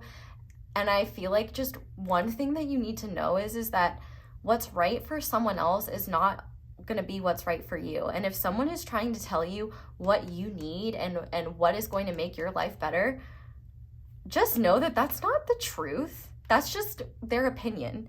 And you know yourself better than anyone else does. And you will only know yourself better when you go outside of what is comfortable and you learn through doing. And this is a time of learning through doing and learning through being honest with yourself. And I think also one thing you might want to ask yourself is, what are you saying yes to that you don't actually want to say yes to? You're just saying yes to because you're afraid of disappointing someone or making them feel bad. No is a complete sentence, and you don't need justification for why you don't want to do something. Like, you don't need to be doing something in order to be busy. You can be busy doing nothing, because sometimes we just need time and space to do nothing. So I really do think your challenge is going to be allocating your energy wisely and paying attention to what is taking you away from yourself that is just unnecessary and not worth your time. Okay, but let's see a blessing coming into your life in the next 6 months. Pile 2, what is a blessing coming into their life? Whatever I decide, I trust in the outcome. Okay, this is beautiful. So I definitely, which this makes the overthinking energy make sense. I really highly recommend this month, whatever you hold sacred to you, I'm not saying to keep it entirely under wraps, but be careful who you talk to about your goals and what you're moving towards. Because I do feel like conflicting opinions could make you doubt yourself. And there could be people that don't want you to grow because they don't want to lose the version of you that they benefit from. And I also feel definitely in this pile that, you know, you may have been invalidated a lot in your life, and you may have had people question your intelligence or question your ability to think for yourself or do for yourself. And I think that could just be because maybe you're just a more naturally anxious person, or maybe like, for example, I have ADHD. If anyone, shout out to the ADHDers out there. Like, I thought for the vast majority of my life, like, I was just an idiot because I couldn't do things like other people. And that made me more anxious as a result because I knew I was different. I knew there was something wrong. I thought there was, like, something genuinely wrong with me. And I didn't get a diagnosis until I was 21. And it, like, filled in so many gaps that I was like, oh, so I'm not a complete idiot. I'm just trying to function in a world not designed for my brain type. Like, I really do think that, you know, you may be healing or trying to heal a lot when it comes to people misunderstanding you. And I always think of that, I think it's Albert Einstein, I think Albert Einstein said it, but if you judge a fish by its ability to climb a tree, it'll live its whole life thinking it's stupid. Like, I do feel like people may think that you're less capable than you truly are because you've been shoved into boxes or into roles that don't actually serve the person that you are. And like, for example, let's say you're still in school, you know, the parameters of what makes you successful in school are not necessarily what will make you successful in life. Like, I didn't learn any of this I guess I learned something. I didn't learn tarot stuff. I didn't learn channeling in school. I may have learned how to speak more eloquently or communicate publicly, things like that. But ultimately, whatever you're doing, like, and it maybe now you are doing something that's aligned with you, but you're still just plagued with doubt, plagued with fear, and feel like you can't trust yourself. Just know that this time is going to be a really powerful opportunity for you to realize that you don't have to have all the answers in order to make decisions about what's right for you. And I feel like Spirit just wants you to know that a lot of what you are learning these next few months is that you can learn so much through doing, and that it's okay to not know what the right solution is for you or what the right decision is to make, but to trust anyway, that you can trust whatever decisions you do make and that you can handle whatever the outcome is. I feel like one of the blessings that you will realize is that a lot of the doubt that you've been plagued by hasn't been your own doubt. It's been doubt from other people because they just haven't understood you and they haven't understood what you truly need. And I think the beautiful thing is that you're going to realize that you know a lot more than you realize in terms of what's right for you and what's meant for you. And the more you continue to follow this path, the more empowered you're going to feel, the more energized you're going to feel, and the more you're going to realize that other people's opinions are just noise, and it's not your truth, and you don't have to take it as your truth. You know, just because they exist outside of yourself doesn't mean that their opinion is more valuable or that they know more. I feel like one of the things, like, I don't mean to like talk about myself. The only reason I'm talking about myself is because I feel like you might relate to it. And one thing that I think that I've really struggled with for a long time is this idea that, like, oh, people outside of myself, like, they automatically know more than me because they're not as dumb as me, or like something like that. You know, it's just self-deprecating stuff, right? And what you kind of realize is you don't need to know everything. Like, yes, other perspectives are valuable, but if you're solely relying on outside perspectives and outside opinions to make your own decisions, you're going to continue to be lost because you're not listening to yourself. Like, you can trust yourself more than you think you can, and you can trust your own guidance and your own intuition more than you think you can. You're like the little engine that could, like, I think I can. Well, guess what? I know you can. And I think the blessing here is that, and this was the theme of the last reading, is you're going to be able to feel the fear and the doubt and still push forward and do things that feel right anyway. And I think also you need to have faith in the idea that if you're being called to be honest with someone, or if you feel like something is just dragging you down or not working, that you're not going to regret whatever action you feel you need to take or whatever truths you need to communicate in order for things to change. Like, if there are things that are depleting your energy and that you're struggling with right now, they're not going to get better by allowing them to stay the same and sweeping them under the rug. They're just going to get more intense. So with that being said, I'm going to go ahead and get some channeled messages from your spiritual team using my handmade deck. So pile 2 spiritual team, what do you want pile 2 to know at this time? So we have boundaries / barriers. So I definitely think that this is more boundaries. I think Spirit is communicating that you really need to pay attention to where your boundaries are, where more boundaries are needed with people and with the things in your life. Like, what do you need boundaries with in terms of, like, usage? Like, do you need to set better boundaries with your tech? Do you need to set better boundaries when it comes to giving yourself enough time for sleep, setting boundaries with people that maybe overstep. If people give you unsolicited advice that you didn't ask for, you know, like for example, let's say you just really need to vent. You know, it might be useful for you to say before you vent, first of all, you know, ask them, hey, do you have the space for me to vent? And just say, I'm not looking for solutions, I just need a listening ear. You know, telling people what you actually need. And also, you know, you can be firm and still kind. So just know that boundaries are going to be essential, and being honest about what your boundaries are is going to be crucial in these next 6 months. And just know that if people react negatively or even scarily to your boundaries, that is exactly why you need them. And those are the people that you need boundaries with the most. Like, you know, if there are people that benefit from your lack of boundaries, they're probably going to be upset when you set them.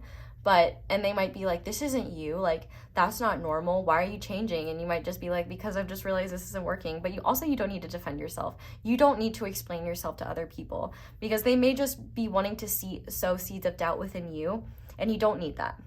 You can trust yourself. I trust you. You can trust yourself. And I think what you'll realize is that a lot of the things that were holding you back, a lot of the things that were keeping you trapped and stuck, were just external noise that didn't align with you, that you were maybe holding higher than what you felt to be true because you felt like you couldn't trust yourself, or you didn't have enough confidence in what you were feeling yet. What else, Spirit, do you want pile 2 to know? Ooh, okay. I guess these are, Spirit's telling me to take all of them, and these are going to be plenty. So first we have confirmation through chills. So if you're ever thinking of something or wanting an answer, or if you're wondering if something's a sign, if you get like really intense chills out of nowhere, I feel like that is Spirit confirming whatever you're thinking or feeling or wanting to know about. Let's see. We also have reach out to a friend you haven't spoken to in a while and let them know how special they are. Yeah, and maybe this honesty is even just, maybe if you have a hard time talking about like your deeper feelings and like how much you care about people, like this could be an opportunity to realize how powerful that is. We also have time to ground. Mother Earth misses your presence. So I definitely think when you get really stuck in your head, that would be a great opportunity to maybe just go take a walk or take some time to, you know, especially if you're lucky enough to live near a body of water, just taking time to sit near that body of water, or if it's warm enough and like safe enough. I live in Ohio, so I'm like, I'm not going in any water right now. Probably not for a long time, but maybe not ever. But like, you know, whatever it is that makes you feel more connected to the present moment and to the earth, do that. We also have happiness means you're on the right path. So, and I think this goes back to like the energy, like the thing about energy. You know, I feel like if you're feeling miserable and depleted on the path you're on, that's an obvious sign that it's not aligned with what's true for you. So definitely focus on how things make you feel, how people make you feel. You know, you want things like, obviously no relationship is perfect, but if it's more challenging than it is uplifting, you might want to ask yourself honestly, is this really serving you? And that's not just in romantic relationships, that's in any type of connection. And also, if you are the type of person to always see the best in people to your own detriment, this is something that I realized recently, and it might help you too.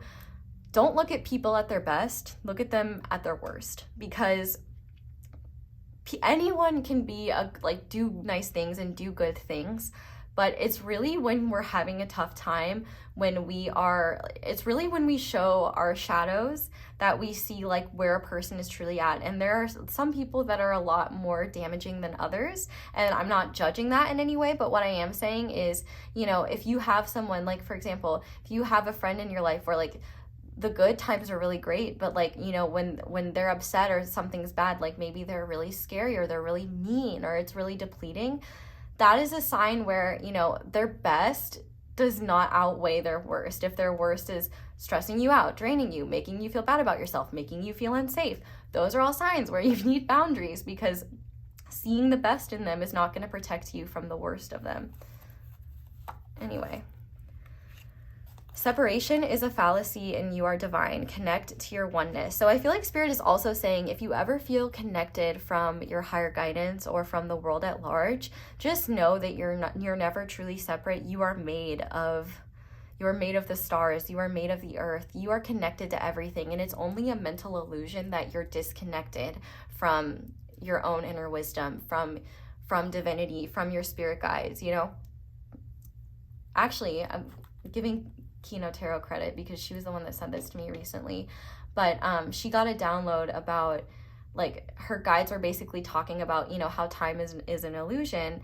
And they were telling her, which helped me so much, not to feel guilty about not communicating with them or like not interacting with them as much, because time doesn't exist in the same way it does here on earth. So you might be feeling like, oh, I haven't connected with my spirit guides in a long time, or I haven't connected with like my inner self and like my higher self in a long time. Just know that they're always connected to you. And like, it could be like 6 months with you not hearing anything or not reaching out to your spiritual team at all or anything like that. If you do that, this is just an example, but no time has passed for them. Like, they're always connected to you. So don't feel bad if you also never feel like you have to, like, never feel guilty for taking a break from your spiritual side. Like, spirituality is not about like eliminating your humanness. It's about bridging material and spiritual together and being your human self with meaning.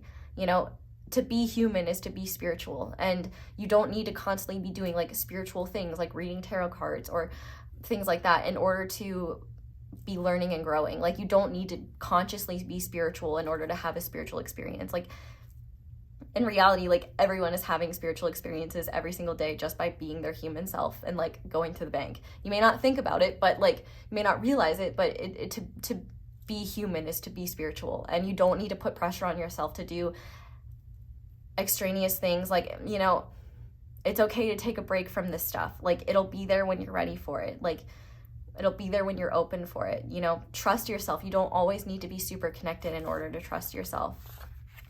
But we also have, you will achieve it. Stay focused. So whatever this empowered service is about, Spirit is really confirming that you will achieve whatever you set your mind to. And speaking of that, on the back of the deck, we have connect to me through the first crystal that comes to mind. So I definitely feel like this is a specific spirit guide. Maybe for some of you, they're aware of it. Maybe it's even Yogananda. The cool thing about Ascended Masters is that they're all, you know, evolved souls, evolved powerful souls. Like, Jesus is an Ascended Master, Buddha is an Ascended Master. They're all souls that have walked the earth, that, you know, have evolved and have great spiritual power. So just know that, you know, there's a lot of power that comes from the human experience, and to know that the beings that are a lot of the beings that are guiding you, especially Ascended Masters, like, they've walked the earth themselves, and they have so much compassion for your experience. And true spiritual guidance will never make you feel bad, will never shame you, will never belittle you. True spiritual guidance is always unconditionally loving, kind, honest, and patient. And so if you ever get guidance from someone, even if it's from me, I'm not infallible. Like, I could give the wrong message sometime. I mean, I do my best to be very clear and stuff like that. But, you know, if you ever receive guidance that does not uplift you, that doesn't feel right, that doesn't feel loving, if it makes you feel judged, if it makes you feel belittled, if it makes you feel bad, that's not guidance you need to take. That's not guidance for you. The person giving it may be convinced it is, but if it doesn't feel right, it's not for you, period. Okay, so to finish off, we're just going to finish off with your guidance cards. So to start, we have Sacred Waters, nourishment, health, rest, self-care. So yeah, definitely prioritize your self-care. And I love that we have the Sacred Waters, because I definitely think that being in or around water could just be very healing for you.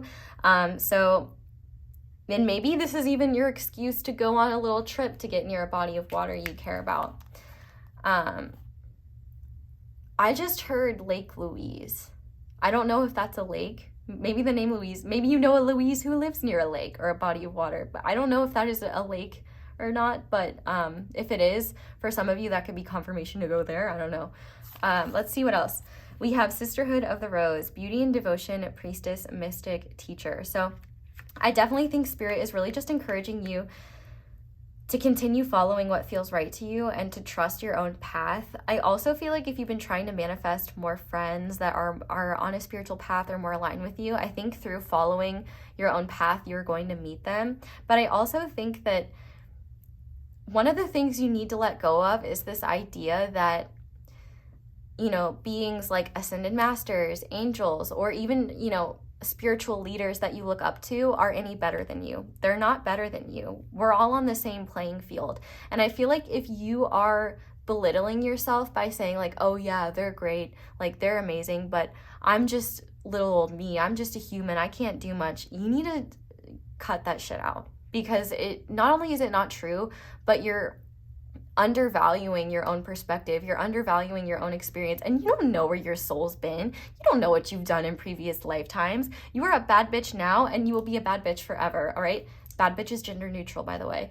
So just know that you don't need to be perfect. You don't need to have your life completely figured out to trust what feels right to you, to follow what feels right to you without validation or external approval. And I also just think if you're putting any people you admire on a pedestal, take them off, because they are just as human, or if they're not human, if they're spirit, they are not above you. They love you unconditionally and want to serve you and serve the world, because they love the world and they love you, and they don't see you as any higher or lower. Like the goddess Tara, and I believe she's a Buddhist goddess. I could be wrong. I'm sorry. I don't have everything in front of me, but I believe in like the Buddhist tradition, like she sees humanity as her one child. It's not every person is her children. It's just we're all one child. And so if you ever feel like, you know, you don't deserve the universe's kindness, or you don't deserve unconditional love, like just know that that is an illusion that your mind is creating. You know, you are just as deserving as anyone else, and spirit you cares about you just as much as everyone else. Like you matter just as much, and you are not above or below anyone. You are you, and that is such a special thing. Anyway, we also have the blue flame, spontaneous awakening, activation, and integration time. I actually want to read this card because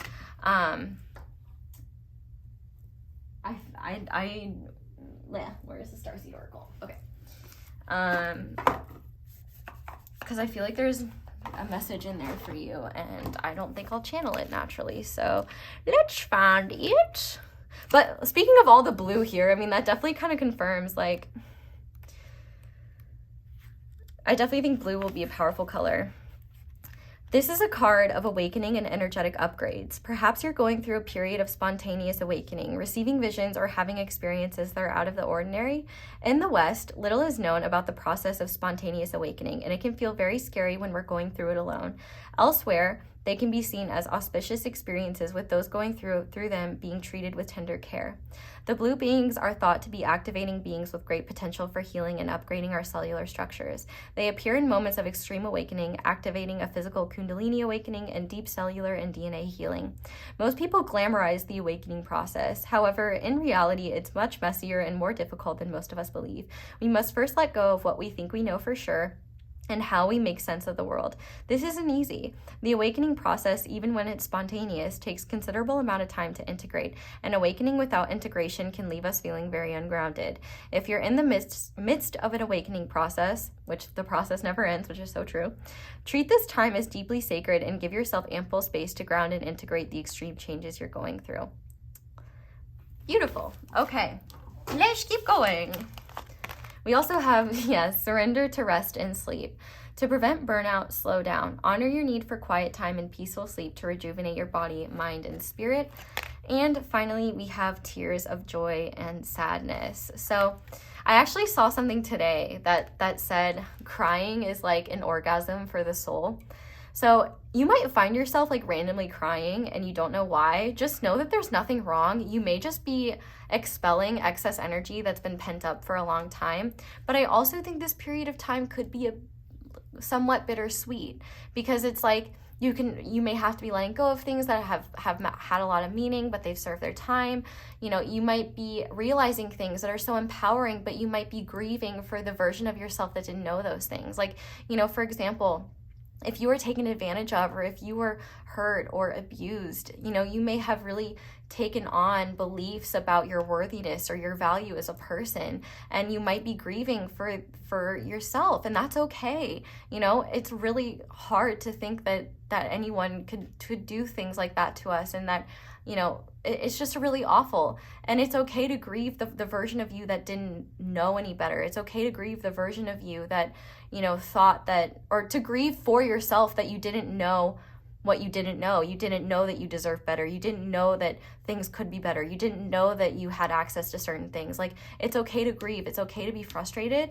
It is okay to feel whatever you feel. Like that card said, the awakening process is very messy, and a lot of things come out, and the only way out of it is through it. And I feel like it's like you could be simultaneously crying tears of relief to have awareness in something you've been seeking your entire life, but at the same time you might be frustrated that it took you until now to know that, and that's okay.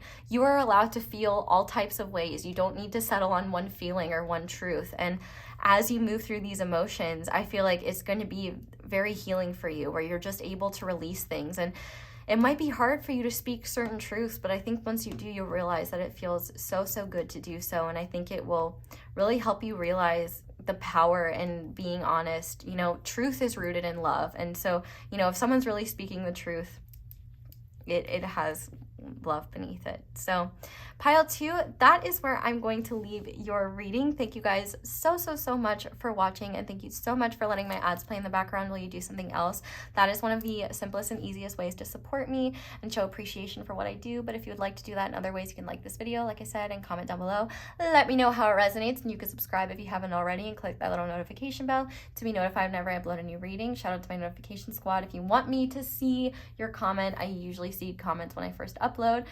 You can also check out my candle as well as any other candles on Angelic Magic 888's website. I'm using the Archangel Michael one right now. What else? You can check out my social media. Beware of scammers, though, pretending to be me. They are rife on Instagram right now, and also I have merch. But that is all I have for you guys. So thank you so much for watching and for being here. I really hope this message helped and resonated, and I hope you all have a wonderful day or night whenever it is that you're watching this video, and I hope you'll come back and see me again soon. Bye! Hi there, pile 3. Welcome to your reading, and thank you so much for being here. If you guys chose this beautiful Labradorite lion, which I use all the time because it is so beautiful, and this stack of oracle cards, this is going to be your reading on what the next 6 months have in store for you. So this card is going to represent the overall theme for the next 6 months. So we have relief and repair.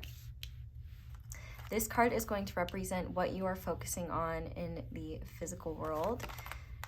So we have the third eye chakra with psychic development. And then this is going to represent a deeper spiritual lesson for the next 6 months. And for that, we have compassion. So these are actually like really beautiful energies, but you might find that this upcoming 6 months are a bit chaotic and kind of bittersweet, because I do feel like your awareness in terms of what is authentic and aligned with you and what isn't is going to be growing. But also, I think things that maybe you once enjoyed or things that you saw as normal, you're going to start becoming aware of how harmful certain normal things are, or how certain normalized things in your everyday life are actually harmful to the person you're becoming. I definitely feel like this is a time where you're definitely going to be battling your linear logical mind a little bit, because from what I can see here, your psychic abilities are developing. And that's to say, everybody has psychic abilities, but they grow as we tune into them and use them. And I do think that a lot of this isn't, it could be on your end, like you could be consciously focusing on improving your psychic abilities, which if so, this is a confirmation to keep going and to continue doing what you're doing. But I feel like for a lot of you, you're going to be prompted to develop these things by the universe, and it might be a bit overwhelming what that does to your energy and the changes that you go through physically, mentally, emotionally, and spiritually.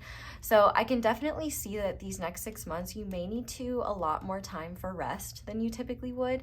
And the hard thing about that, especially if you're newer to this or you're around a lot of people that don't really understand sort of what happens to your energy in your body when you're going through these metaphysical changes. You know, some people might not understand why you need so much rest, but just know that you don't need to justify why you need something to anyone. You can just say, oh, I'm tired, or I'm this, or I'm that. And in fact, you might have a hard time even like explaining what you're experiencing, because I'm having a hard time trying to put into words the types of energies you're going to be experiencing. I feel like some of it is going to be exciting, like you feel like you're on the right track, and I definitely think you're going to be seeing physical confirmations of psychic information that you do receive. But I also think there's going to be a lot of doubt that you have to work through, where you may invalidate yourself, you may invalidate what you're seeing, and you may also push yourself further than necessary because you feel like you should. I do feel like, especially if you are someone who typically is very productive or a little bit of a workhorse, or someone who is used to getting a lot done, it might be very weird for you to have to take a little bit of a step back and focus more time on rest. But you should remember that rest can take as much discipline as like working a lot can. And really the key to this time period being as easy as possible is giving compassion to yourself when you need time for rest, when you need time for rejuvenation. Because I think the only way that this time period could really be overwhelming and just too much for you is if you ignore your body's signs that it needs rest and continue to push through anyway.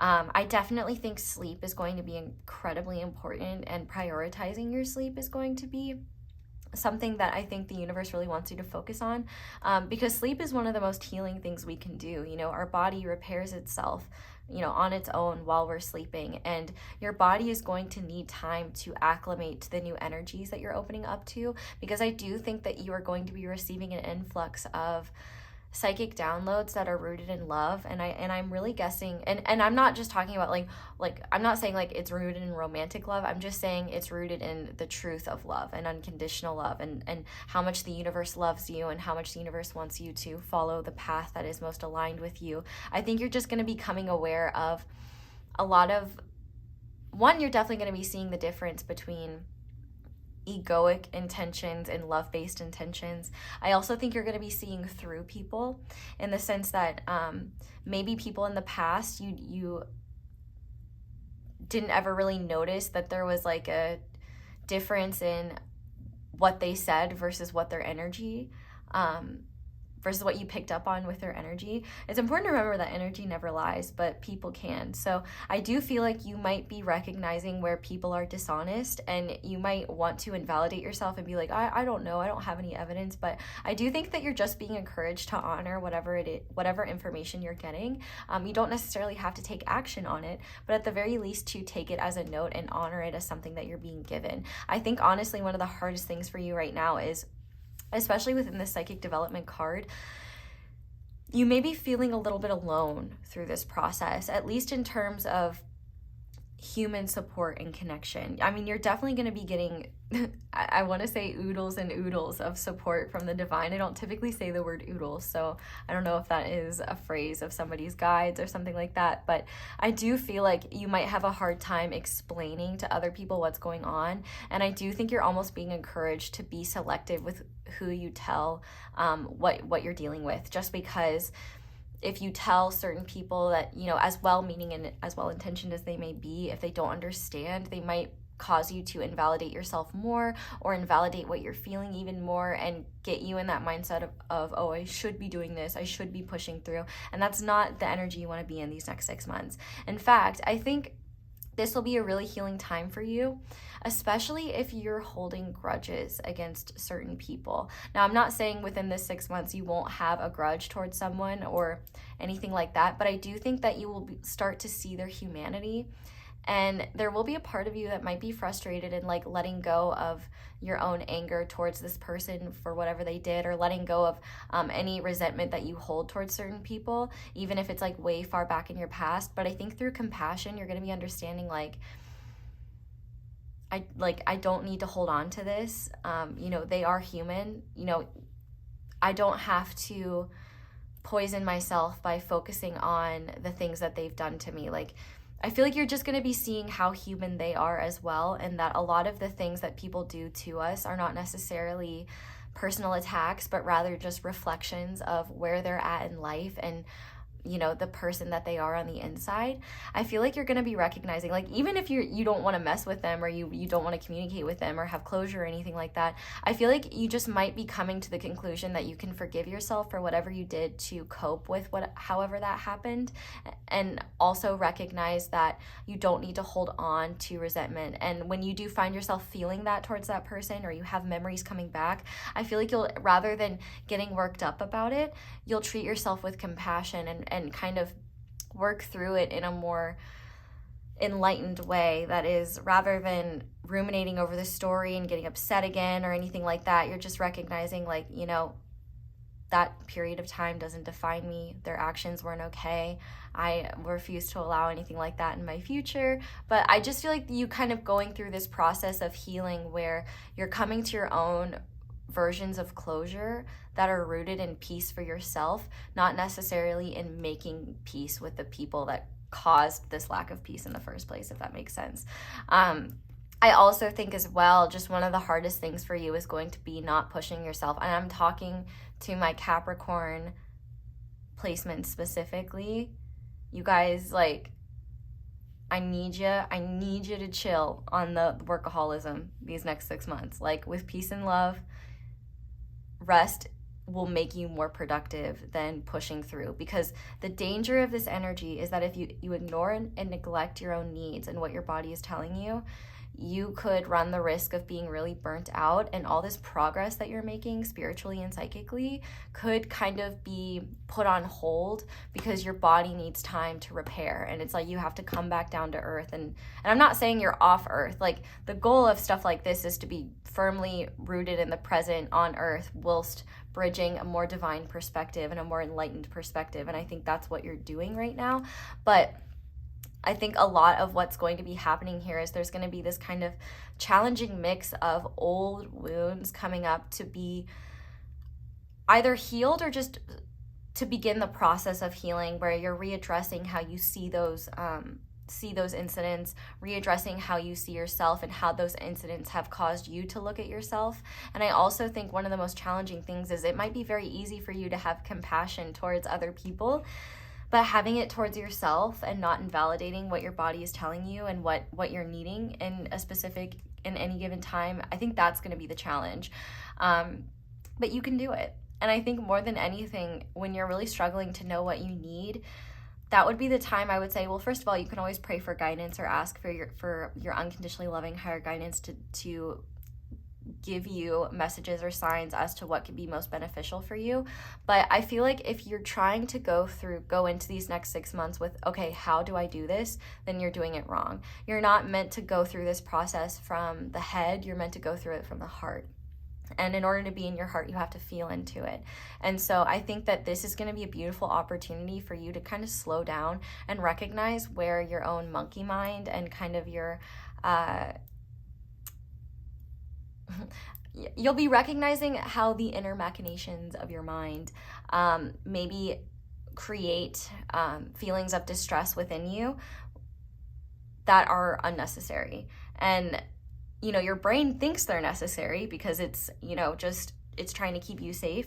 But I feel like you've mostly been in the throes of it and haven't been able to kind of see above it or step aside from it and kind of look at it from a more objective perspective. And I think kind of all the shifts and changes that are happening right now are giving you this kind of gateway into not succumbing to what your brain is doing, and instead recognizing when that happens and taking steps to counteract whatever your brain might be doing. And even just like talking to your brain and saying like, okay, so, you know, you're bringing up this incident from our childhood that was, you know, particularly traumatic.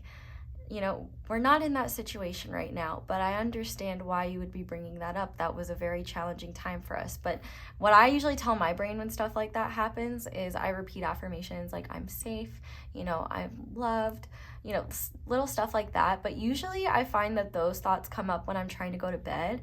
And I don't know about y'all, but like bed is my happy place. It's like my favorite place in the entire world. And so for me, I really focus on telling my brain, like, listen, we're not in that moment. We're not in that past incident.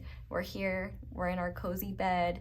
And I consciously say, like, I can feel my soft sheets. Like, I can feel my weighted blanket, which that is a great thing to get. If you don't have a weighted blanket, would highly recommend. That's like one of my favorite things to use. Like, I focus on sensory stimuli while I'm in bed, and I just focus on, you know, being like a cozy, warm little nugget in my bed, and reminding myself that, you know, while my brain is just trying to keep me safe, I'll try to talk to it and just reason with it, because brains do work pretty well with reasoning sometimes. And that usually helps my brain relax, because it takes the focus off of the incident that it's bringing up and instead focuses on your immediate surroundings in the present. And it also helps you ground. So definitely these next 6 months, you might be sleepier than usual. You might have particularly vivid dreams. Be sure to write them down.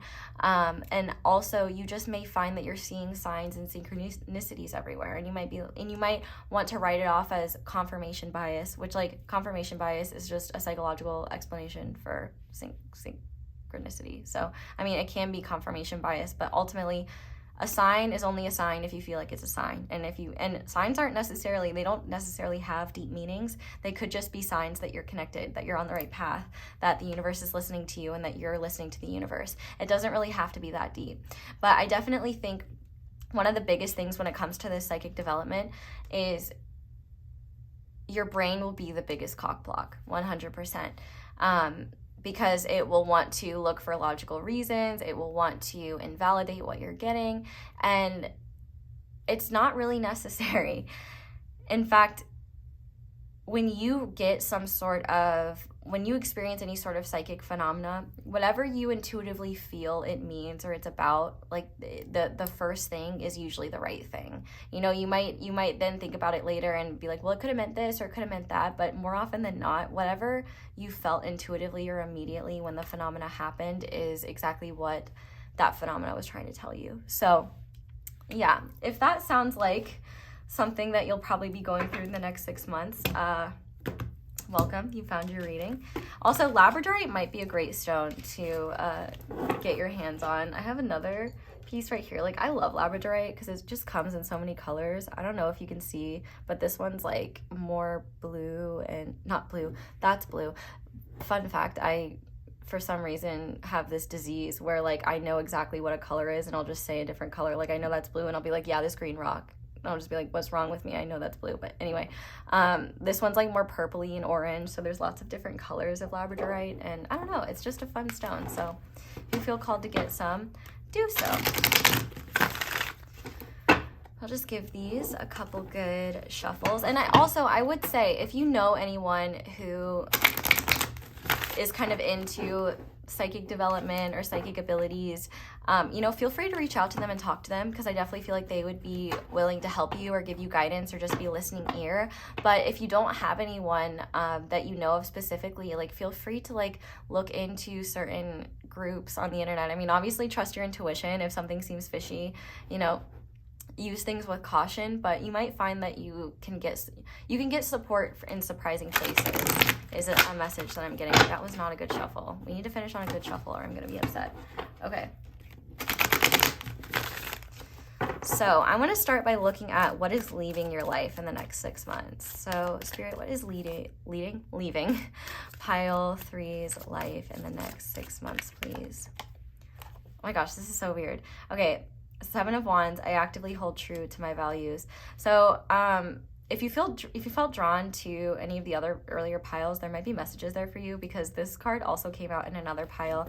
And I'm honestly getting it in the exact same way that I was before, which is, I definitely think that one of the things you're going to be letting go of in the next 6 months is the need to defend yourself. I feel like you're going to be letting go of defensiveness, but I also think you're going to be recognizing what is and isn't worth your time and energy. So I do feel like, you know, maybe in the past you could have gotten sucked into rabbit holes about like perspectives that altered from yours, or perspectives that brought you fear or uncertainty. And I think you're going to be recognizing just what isn't helpful for the ways in which you're growing and developing, and kind of letting go of the need to find ways to defend against that. Like, you might look into altering perspectives just so you can tear them down and recognize why yours is superior. And I feel like this is going to be the time where you can like tell yourself, yeah, I don't need to do that because my perspective is valid and I don't need to be worried about anyone else's. But I also think as well, if you've been trying to, if kind of these like psychic changes or awakenings that have been happening within you have been kind of, if you've been like fighting them off or trying to avoid them, I feel like your ability to avoid them is kind of leaving, because the universe wouldn't be giving you these experiences if they didn't have value to you and if they couldn't improve your life. And while it might be kind of scary for you to recognize that there's so much more to this world than just what we can sense with our own five senses, the universe is like, well, it's time for the sixth sense, okay? We're upgrading from 5 to 6. And in this case, I do think as well, I think that what's leaving your life is the need to constantly fight. And I'm not talking about like fight for others, but it might just feel like you have to fight to get things done, or you have to fight to you have to fight for your right to party. You have to, I feel like life may be feeling like it's more challenging than necessary. And I think it's because you've been holding yourself to expectations or things that you should do, and neglecting what you actually need, and neglecting what will actually replenish you. I also think what you're going to be letting go of is anyone who like intentionally tries to push your buttons. Like, if there are people like that in your life, I feel like you're really going to be seeing through that as something that's just not worth your time and energy, where maybe in the past you even enjoyed like going toe to toe with them or debating with them or something like that. I feel like you're just going to be realizing like, I don't need to defend what I believe in. I don't need to prove like what I'm feeling or experiencing to anyone else. Like, my experience of it and awareness of it is validation in of itself, and like, I don't need to defend this or explain this to anyone. And also, I think in general, you're going to be letting go of the need to explain yourself to others. And I also think if you have been in situations where you feel like the universe is just kind of working against you, I think you're going to find in these next 6 months things flow easier, because you're letting go of resistance to the shifts that the universe has been trying to push you towards. So let's see what's entering your life in the next 6 months then. Yes, we have the Ace of Wands. I'm inspired to follow my passion. So I definitely think that, interestingly enough, it's like you may need more time for rest, but I think that rest is going to be something that gives you bursts of inspiration and passion. In fact, I think that you may get a lot of inspiration or ideas from daydreaming or from your nighttime dreams. I think that this is going to be a time where you see fresh opportunities and new possibilities that maybe you didn't see before. And I also think that this period of time, you know, is also going to help you slow down in a way where you can become excited for what's yet to come, because I feel like in this process of slowing down, because you're not going to be so plugged into one, hopefully you won't be too plugged into devices, but also you'll be less plugged into just your daily tasks for the day and just the things you have to do, and, you know, plotting time for what you're going to do next week, and like very everyday things. I feel like you're going to be more removed from that, and that is going to give your heart and mind the opportunity to be open to opportunities and possibilities beyond what you're typically focused on. And I think it's going to bring you a lot of excitement and also a sense of freedom, in the sense that you're going to realize that, you know, maybe you've been way too hard on yourself, and maybe you've been like really just putting unnecessary pressure and expectations on yourself that, one, are unfair to you, but two, are unnecessary just in general. I feel like you're going to be getting a lot of confirmation from the universe in the next 6 months that just reminds you you're on the right path. And I actually said this in a past reading, but the more energized you feel, the more you will recognize you're on the right path. I think the only thing is that you might have some spiritual highs during this time period. And the one thing I do want to say about that is like, spiritual highs are not meant to last forever, so enjoy them while they last. But you're not doing anything wrong just because that high ends. Like, that's kind of just the process of like spiritual awakenings, which is kind of a never ending unfolding process. And whenever you do hit like a spiritual high, it is always awesome, but like it's not a sustainable thing. And the universe is reminding you to try to not chase those highs, because you could actually like cause harm to your physical body by trying to integrate too much light at once. Like, there is a reason why you kind of go through cyclical experiences of having those highs, and then maybe there are times where you feel more disconnected and there are times when you feel fine. But it's just, I think the biggest thing that you're being asked to do is to not overthink the energies you're experiencing, to not overthink what you're going through, and to just feel your way through things without having to fully understand it. I think you're being encouraged to embrace the mystery here and embrace the possibilities of what could come. And I definitely think that you are going to have a lot of opportunities to explore new things or explore topics that maybe you were once closed off to, especially if you are someone who, you know, maybe if you're a very logical person, like having all of these sixth sense experiences and opening yourself up to them, it might be really uncomfortable and it might be really weird, and it might be really hard to let go of that, like, you know, the critical part of your brain that thinks you're just being silly or you're being delusional. And the reason you'll know it isn't delusional is because of how real it feels, and the fact that it's more fulfilling than just the linear machinations of your own brain, if that makes sense. But I want to see what the biggest challenge you will face in the next 6 months will be. So pile 3, Spirit, what will be the biggest challenge that they face that they should be aware of? Okay, the Hanged Man. I could see the situation in another way. So yeah, I definitely think that there are going to be a lot of things that are out of your control these next 6 months. And I think that that is for a good reason, because it is literally meant to help you see things in a different light, in a deeper way, and from a different perspective. I also feel like as well, one of the things that you're going to be becoming increasingly aware of is the burdens that you've been placing on yourself to carry when in fact they belong to others. And I also think you're going to be realizing where you've been taking responsibility for things that are not your responsibility to take in the first place. So, you know, if, let's say for example, I don't know, this is a silly example, but like, let's say you have a roommate and they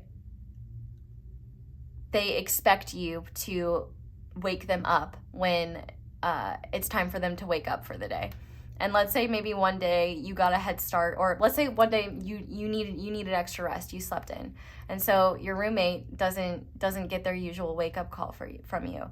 And so they start getting mad at you and yelling at you or something because you didn't wake them up. Well, is it really your job to wake your roommate up if you both are, theoretically, if you both are living in a place and paying rent and living your lives? Don't you think that they can like set an alarm or kind of do something on their own? Like, it's a silly example, but essentially anywhere where someone is placing their own problems on you because you've been helping them, or because like you have felt maybe obligated to help them or something like that, you may just be becoming aware of like, no, this is placing unnecessary stress on me, and actually I'm not responsible for how they feel about that. And just because I was willing to do something before, you know, doesn't mean I need to continue doing that. So I really do think the biggest challenge for you is kind of letting go of the old, letting go of what felt comfortable, letting go of what you thought, letting go of the way you thought the world was, and instead opening up to these new perspectives. And instead of trying to understand them from a logical place, to just observe them and experience them. And I feel like the understanding of them will come later as you kind of reflect. You know, I'm like hearing hindsight is 2020. So I feel like it's more, the goal should be to embrace the experience and feel through things, and try to not come to any conclusions, but to just rather experience things and allow yourself to perceive things in the way that feels most aligned with you, and to not let, you know, the outside perspectives of the world be something that overrides or invalidates the way that you're perceiving something. This is going to be an opportunity for you to trust yourself, and also an opportunity for you to realize that you don't need to grip onto life so tightly, because life doesn't, because you can't keep life in your own grasp anyway. That's an illusion of the ego in the first place. So maybe part of this challenge is kind of the dealing with the fear and the uncertainty of, I don't know what's next, I don't know, I'm not in control, this is scary. But the beautiful thing is that you're being guided by an unconditionally loving, divinely intelligent source that is way smarter and way more effective than you could ever be. And I think what you'll realize is the biggest challenge is trusting in this situation, and trusting that where you're being guided and where your intuitive senses are leading you is the right place for you to go. But I think that you will not regret that. And I would also say selenite, which is this guy right here, super cheap crystal as well, would be a great crystal to have on you, because it's a cleansing crystal. If you have any other crystals, it can cleanse those. It's also just a really great crystal as well for intuitive abilities, and I don't know, I find it to be a very calming, very peaceful stone, so I would highly recommend getting some. But let's see a blessing that will come in these next 6 months. So blessings for pile 3, Spirit. We have the 2 of Pentacles. I calmly make the best possible decision. So this is really beautiful, because I do think while you still may have responsibilities that you need to attend to, as we all do, I do feel like I heard in my head, like, you're going to be lightening your load, because you're going to be looking at things from, not from a perspective of obligation, but rather, is this working? Like, if you're someone that focuses on the utility of things, you might not realize how there are a lot of things that don't bring any utility to your life, but you do them anyway out of obligation or because you think you should. So for this 2 of Pentacles, I definitely think that, one, the change of perspective you're going to have, and the focus on resting and kind of getting out of your like conscious racing mind, is going to be something that helps you see the actions that you take in the material realm, and like asking yourself, is this actually helping me, or is it not? Like, is this helping me go towards my goals, or is it taking me away from my goals? Is this adding to my energy or depleting to my energy? And I love that there's the 2 Pentacles are not like perfectly balanced, because I think you're going to be realizing that there are certain things that you need to prioritize over others.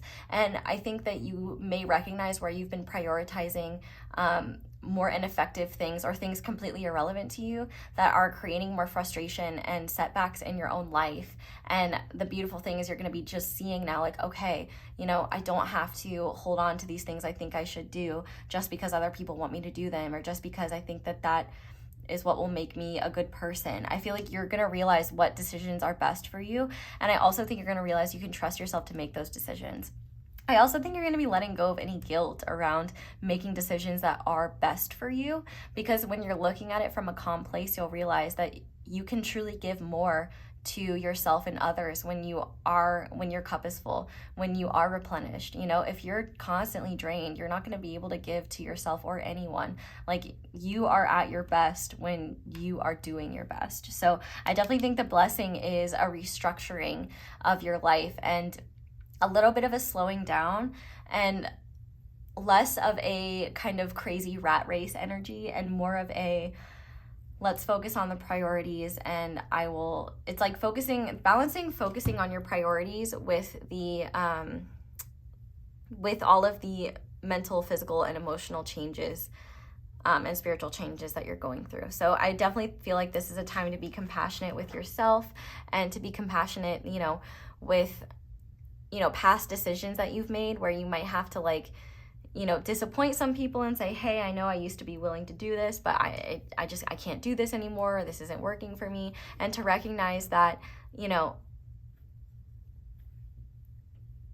you are not responsible for other people's feelings and how they express them. They're allowed to be upset, they're allowed to be frustrated, or they're allowed to be annoyed if, you know, you're not giving them what they used to benefit from. But I do think that this 6-month period is going to help you have more confidence in the decisions that you do make. And I think you're going to become a much better friend to yourself, where rather than you know, having these habits of self-betrayal. Instead, you're going to be focusing on yourself first and realizing how good it feels to just meet your own needs, because then you don't have the expectation. Well, I'm not saying that you do, but if you have the expectation of other people meeting your needs, or if you've been looking outside of yourself for other people to meet certain needs, you might recognize where that's actually not necessary. And then you can prioritize, okay, what needs do I need met that only exist outside of myself? Like, say, for example, you know, friendship, camaraderie, romantic connections, whatever it may be. Like, once you know what it is you can meet yourself, then you can look at your like external reality and say, okay, what needs do I need to be met outside of myself? And I feel like that will just be a really helpful process for you, where you're not getting involved with people for unnecessary or unhelpful reasons. Like, if you're someone that cares about utility, this is a very utilitarian energy, where like you are actually going to make your life like functionally a lot easier, a lot less stressful. And I think as well, just you're going to feel a lot, you're going to be working smarter, not harder. Let's just say that. So I'm going to go ahead now and get some channeled messages from your spirit guides using my homemade deck that I haven't used in like forever. So Pile 3 spiritual team, what do you want Pile 3 to know at this time, please? Start with these. Aw, yes, you are acceptable. So I definitely think that this is a time of accepting yourself the way that you are, and accepting the adjustments that you need to make as your energy shifts, as your body shifts. You know, if you've ever seen Adventure Time, which is where Lemon Grab is from, you know, he screams like unacceptable conditions. And I think that your guides want you to focus on any unacceptable conditions in your life and make them something that are acceptable, so that you feel more calm and at peace in your space. But I also think if you're like beating yourself up or putting unnecessary pressure on yourself, you're going to be realizing how that pressure isn't helping you, but really it's just holding you back, and it's like giving you ammo to like continue beating yourself up. So I definitely think that this is a time of being kinder and more compassionate towards yourself.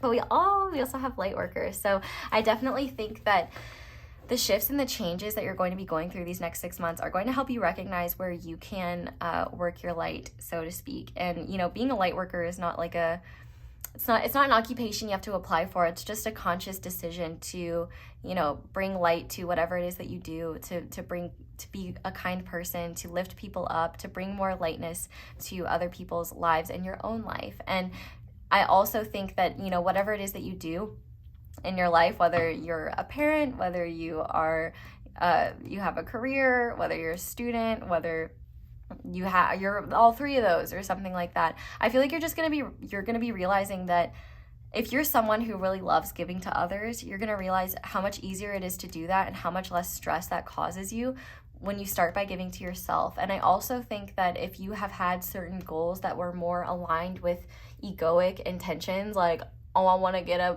Bugatti to like flex on the haters, I feel like you're gonna realize, like, what is it that I truly want from that? Is it that I really want validation and acceptance from people that don't like me, or do I want to make the people that don't like me feel jealous as I am cruising in my noble steed?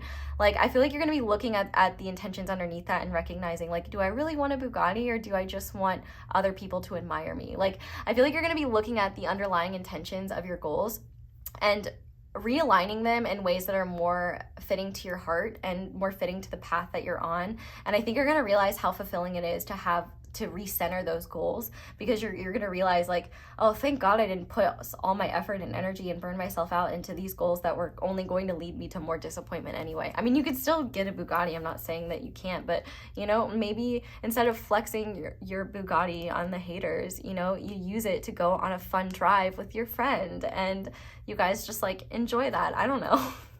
But anyway, I don't know why. I don't know. Is a Bugatti a car, or is it no, a Ducati's a motorcycle, right? I don't know. Anyway, Spirit, can we get more channel messages, please? What else would you like Pile 3 to know? We have the Emperor and King George Carlin himself. So take the lead, you will succeed. So I definitely think that this is going to be an empowering time where you are called to take the lead in your own life, and you're also being called to trust the intuitive guidance that you get rather than looking for external validation. And also, like, if you've never seen any of George Carlin's stand-up, I would highly recommend doing that, because I feel like a lot of he was more of a philosopher than a comedian, if I'm being honest. But a lot of what he says, I think, will really resonate with truths that you're becoming aware of. Maybe not, but you might find some of the things that he says to be rejuvenating. But we also have clairvoyant with you see it. And so I definitely think that your psychic seeing is going to be something that is heightened. So definitely dreams are going to be important, and pay attention to images that you get in your mind, or like just like random images or anything like that. I definitely think your clairvoyance is something that is going to be heightened, which is in your third eye. So definitely focusing on like making sure your third eye is clear and things like that will be really helpful for you. But on the back of the deck, we have inner child wounds are blocking forward movement. It's time to heal. So yeah, I definitely think that if there's any like wounds that have been blocking you, or wounds that have been holding you back from kind of moving forward, I think these next 6 months are going to be about those wounds coming to light, so that you can no longer keep yourself small and force yourself in a box that not only keeps you trapped and afraid, but also just it's too small for you. It's stopping you from growing. And I feel like what you're truly seeking is that growth, is that revitalization and the nourishment of just like blooming and blossoming. I feel like you're not meant to be a little seedling anymore. You're meant to bloom. So with that being said, we're going to go ahead and look at your guidance now. So I guess this is fitting. We have plant yourself here, integration, embodiment, grounded action. So I definitely think that this is going to be a time of where you're looking at where your actions and your intentions don't align. You know, is what you're saying aligning with what you're doing? I feel like you're also going to be kind of calling yourself out a little bit and recognizing where you haven't been taking good enough care of yourself, or where you have been neglecting your own needs in order to pursue egoic goals or things like that. But I also think that Spirit is really saying, like, you would be surprised at, like, you might feel like it's going to be really challenging for you to make certain changes, but I think that Spirit is trying to get you to trust that this process is going to be more natural than you realize. The only thing that you have to let go of is kind of the resistance to change, and the temptation to judge, shame, or criticize yourself for having different needs than what your expectation of your needs should be, if that makes sense. But we also have take a break, a life's work, not a season, get off the treadmill. Yeah, so I definitely think that this is going to be a time as well, like I said, where you prioritize rest, and the universe is really going to be getting you to focus on, you know, the fact that what you're building is so much bigger than yourself, and what you're building, you may not even have the full picture of what that is yet, and that's okay. But it's actually going to take you longer to build and create whatever it is that you're focused on if you're trying to do it in these sprints. In fact, I think Spirit is really saying the more you give yourself time to rest and rejuvenate, the less likely you'll be to suffer from burnout, the less likely you'll be to fall back into habits and patterns that you know don't serve you. But I do also think as well, as you go through these shifts and these changes, don't beat yourself up for falling back into old patterns, because the biggest thing is that if you do fall back into those old patterns, you know, you will have to deal with whatever the effect of those patterns create. But that effect will also teach you, like, it will either give you confirmation of like, oh yeah, this isn't aligned with me, or you could be like, okay, maybe I can enjoy this in moderation, or maybe I can do this every once in a while, but this isn't something that fulfilled me the way it once did, if that makes sense. You guys got 2 Starseed cards. So we have your life is a canvas, art, manifestation, creative accountability. So I definitely think that Spirit is saying that they want you to consciously create from a place of your heart, not from a place of ego. Like, you know, if you're trying, like I said, if you're trying to build a business so that you can drive a Bugatti to flex on the haters, you know, what if you did that? What if you spent decades of your life doing that and just working yourself to the bone, not enjoying yourself, not enjoying your life, and then you get there and you realize the haters don't even care about your Bugatti and you feel empty driving in it? Like, that would suck. And I feel like the universe is kind of stopping you before that would happen, so that you can actually create a life that is meaningful and that is more valuable than any Bugatti ever could be. I don't know why Bugattis are the theme, but they are. But I also think that this is about the universe helping you recognize that your greatest creations, first of all, may not have a specific timeline. You know, they may happen intuitively, but also your greatest creations are going to happen when they're aligned with what feels meaningful and nourishing to your heart and your soul. And I think that you're going to be getting a lot of inspiration in the next coming months towards what it is you want to focus on and what it is you want to create. But we also have surrender to the sweetness, Venus energy, pleasure, joy, make love to life. So I do think that this is an important reminder that rest isn't just like sleeping. Rest can happen in so many ways, like mental rest. So making sure you turn off screens and you're not like getting all that mental stimulation. You know, social rest, making sure you're spending time with people that uplift you and that make you feel connected to everyone and that make you feel good about yourself. Doing things that you enjoy and having meaningful experiences. You know, rest doesn't just have to be going into hermit mode in your home and ignoring everyone. It could be, but what I'm saying here is to look at where you're denying yourself pleasure because you don't think you deserve it, or you feel like you have to earn something first, because that's not the point of life. Life is not a series of goals. Life is meant to be experienced. And I definitely think that you might have a resistance to good things in life or pleasurable experiences or fun experiences because you might feel like you're not deserving of them, or your brain might be hardwired to be focused on productivity. Having fun is productive. Play is productive. And we shouldn't even be basing things on productivity, which is kind of messed up in the first place. But I do think that the universe is really asking you to accept that you're human and you need to have fun and you need to give yourself time and space to just play and be silly and be around people that make you feel good and rest, because that is what is, first of all, going to give you more inspiration and more motivation to keep working towards what matters to you, but also like, this is your life. Like, you don't want to hold back on these beautiful experiences just because you think you should be spending it working like a cog in a machine. You're not a cog, you're a human. Don't cog block yourself. I hate myself for that. I'm just kidding. I accept myself for that bad pun. It's okay if you don't, though. Anyway, we also have, surrender to receiving support and love. Allow the love and support of others in, rather than trying to handle everything yourself. This can take the pressure off and simultaneously nurture you. So I definitely think that if you know anyone in your life that either knows about these experiences, I would definitely feel free to reach out to them, because I'm sure that they would be happy to give you support or just be a listening ear. But also I think, if there are any ways, like if there are people that do want to help you, like being open to that, I think could be really useful. And I think also just being willing to ask for help from the universe when you don't know what to do. Like, you don't have to get on your knees and like have this grand prayer. You can just ask the universe from your heart, like, hey, I don't know what to do here. Can you give me a sign, or can you show me something that will help me know I'm on the right path? And, who knows what will come through, but you'll know it because you'll see it and you'll get it. And I'm sure it'll blow your mind. But finally, we have transformation and change, which is really beautiful. So, and oh my God, I love this too, because it's like you're walking towards the light and leaving a kind of darker perspective. So I really do think that these next 6 months are going to be a period of awakening for you, where you really start to begin getting the rest that you need and the awareness that you need to start creating the foundations of this change and transformation that you're going through.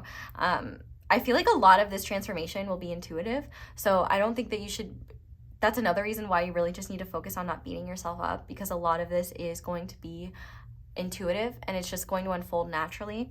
Like, when you plant a flower in the ground, it doesn't go into the ground and like take notes from flowers that have already grown to like figure out how to do it. It just does it. It just grows naturally, and then it follows the light, and it does its little plant self, and it doesn't overthink it because it doesn't have our brains. But point being, I feel like the worst thing that you can do is waste your energy by overthinking what you're going through. Feel free to record and write down what you're going through, so then, when you look back on this time, you can like kind of one, I think it can help you understand what's going on on the inside, but also you might have more understanding of it on the outside. But I think Also, as you do that, one, you'll get to see how far you've come, and also I think it'll be easier for you to be compassionate towards yourself and give yourself grace as you try to kind of figure out these new experiences and the ways that you're changing and the new ways you will have to be in the midst of these transformations. So pile 3, that is where I'm going to leave your reading. Thank you guys so much for watching, and thank you so much for letting my ads play in the background while you do something else, because that is one of the simplest and easiest ways to support me and to, you know, help me pay my bills. Thank you very much. But if you'd like to support me in other ways, you can like this video, which is incredibly helpful.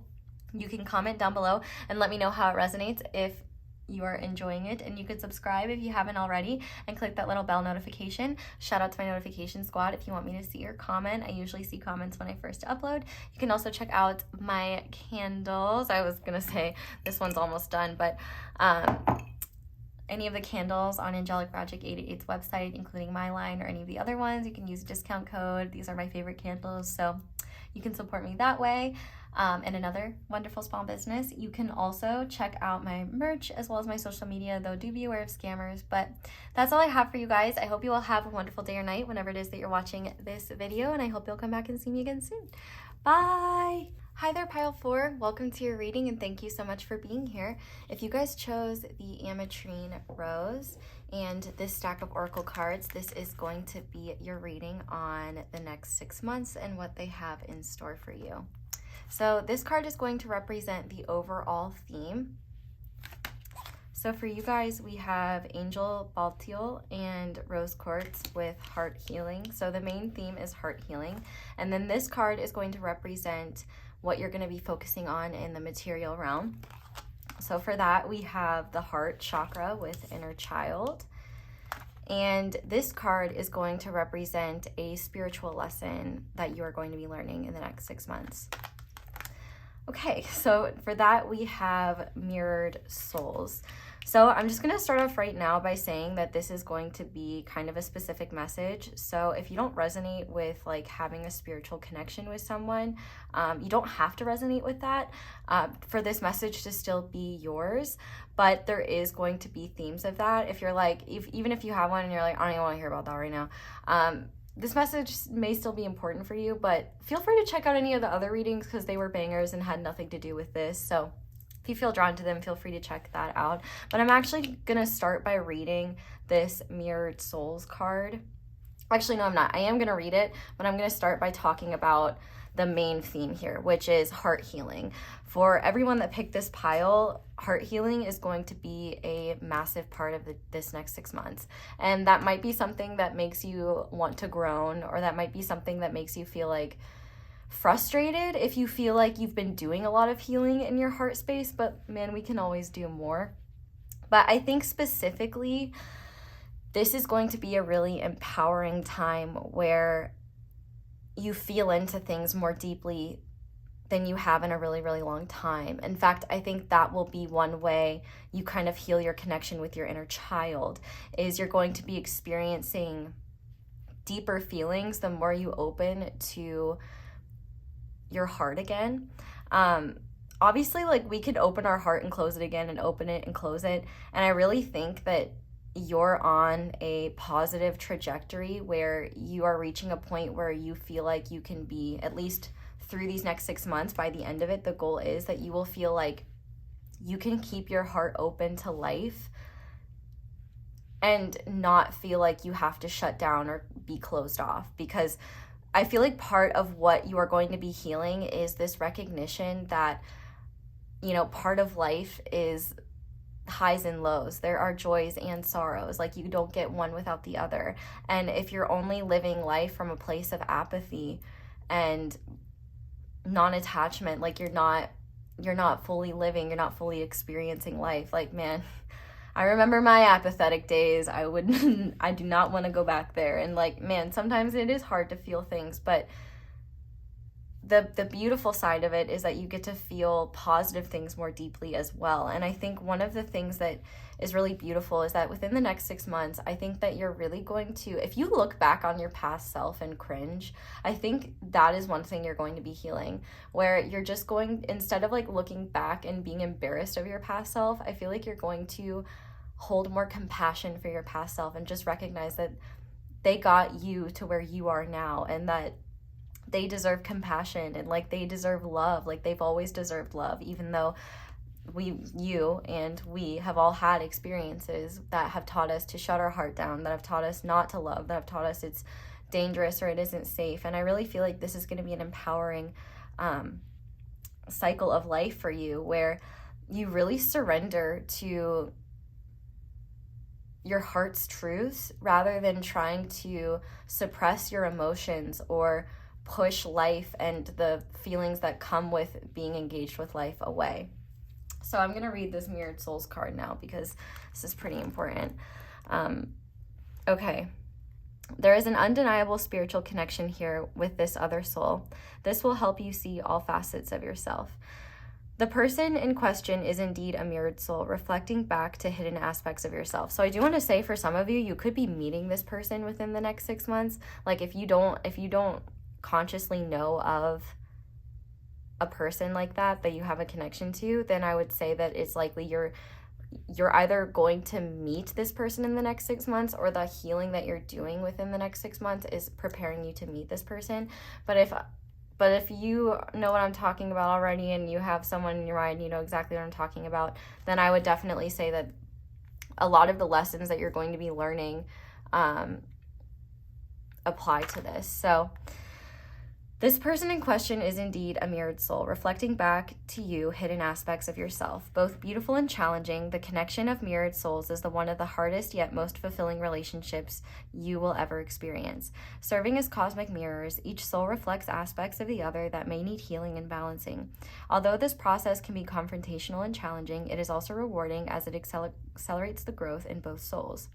So if you have issues with self-worth and self-love, your soulmate will soon mirror to you those same qualities, or do things that may cause those hidden shades to surface.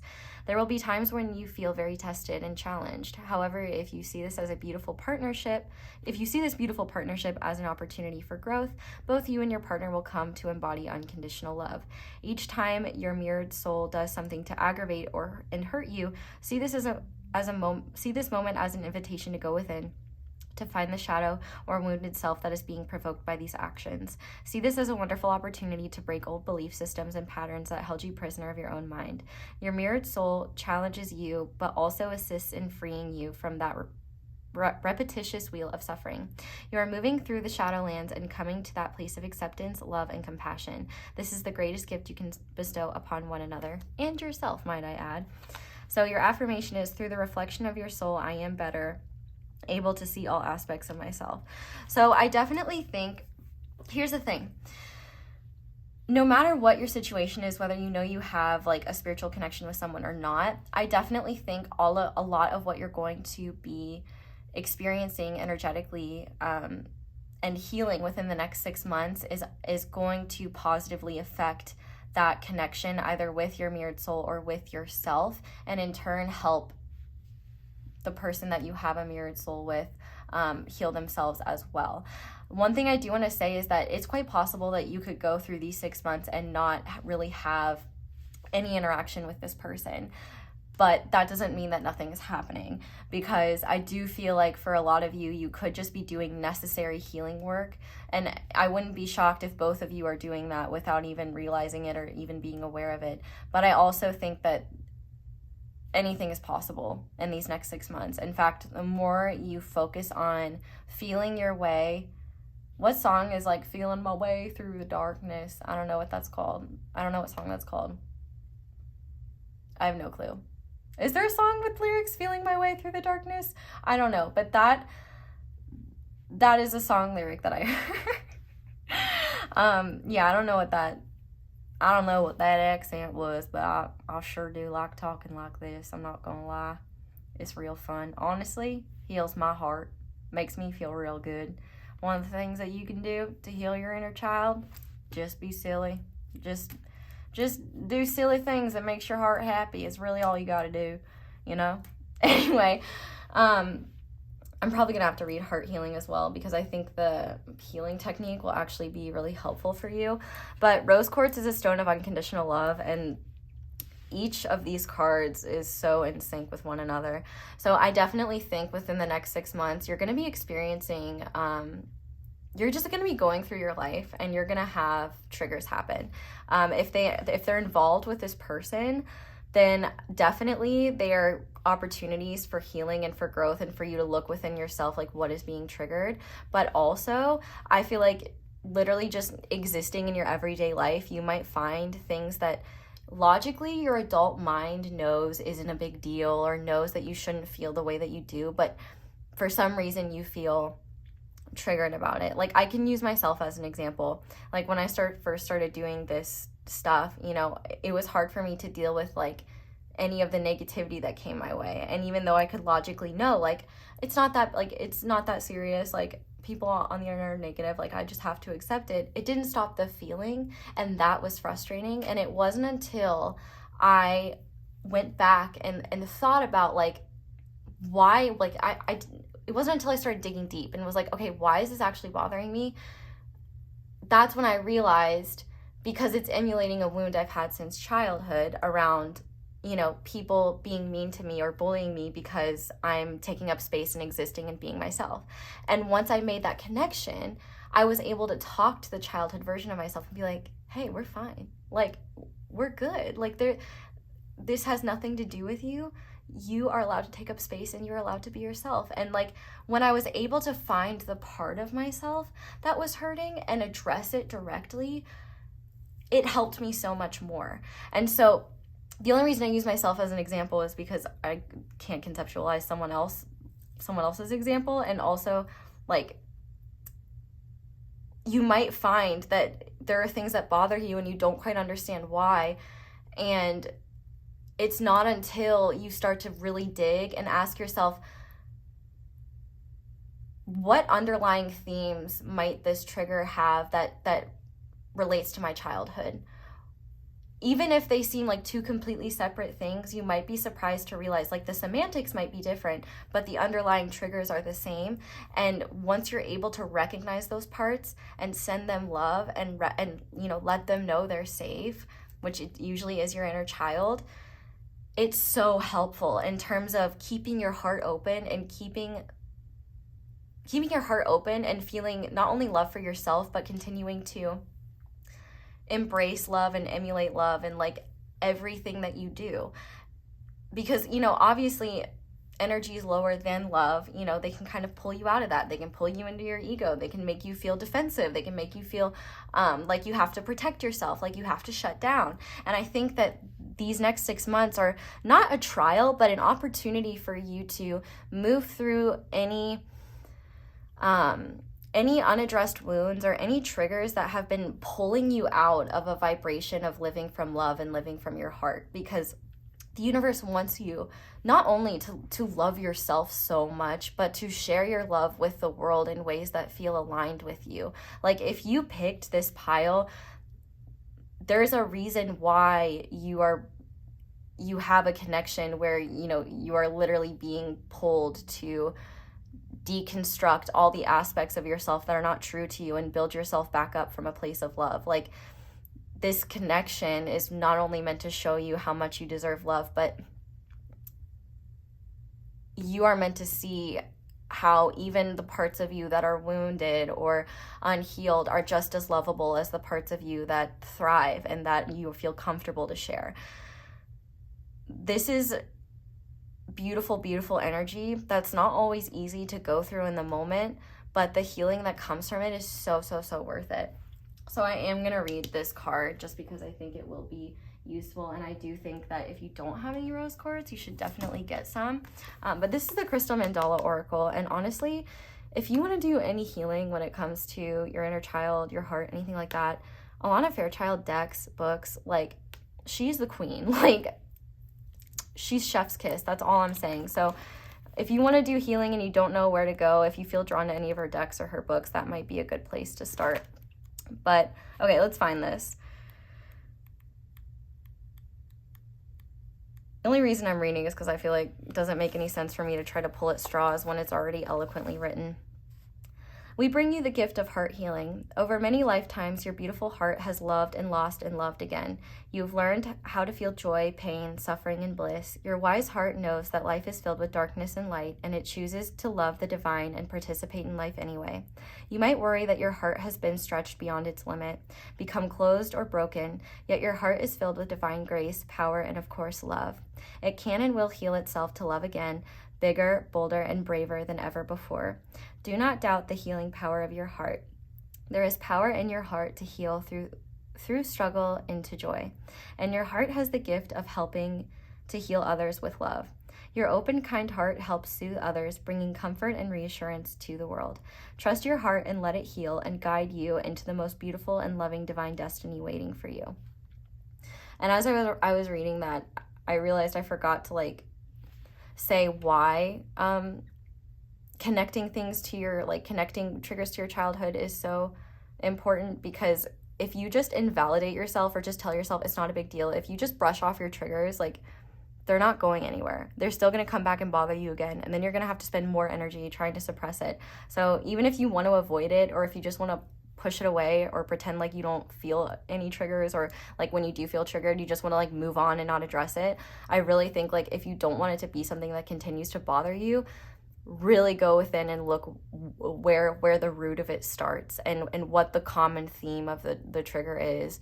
Because once you're able to soothe those parts of yourself, man, the power you will hold, chef's kiss, that's all I can say. The heart is an incredible phenomenon. It works on a physical level tirelessly to keep your body alive. It works spiritually to integrate the messages of the universal heart of the divine into your field, helping you receive guidance for your life journey. The heart is your wise guide, friend, and inspiration for growth. Recognizing your heart is capable of being broken and growing back stronger and more loving as it heals is an incredible accomplishment and a reminder of just how amazing you are and how truly powerful love can be. The heart also creates its own electrical field.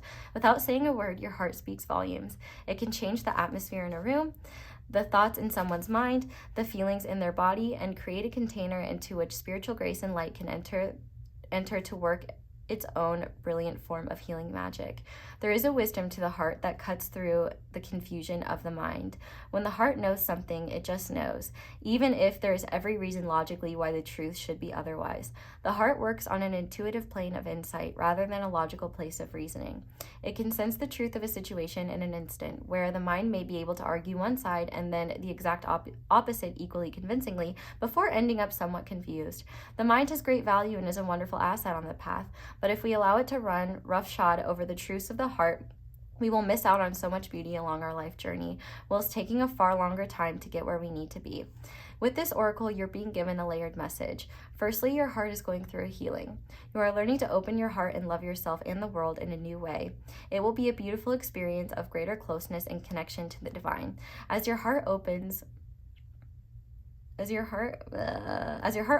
there may be a clearing of old issues that have prevented it from opening more fully in the past.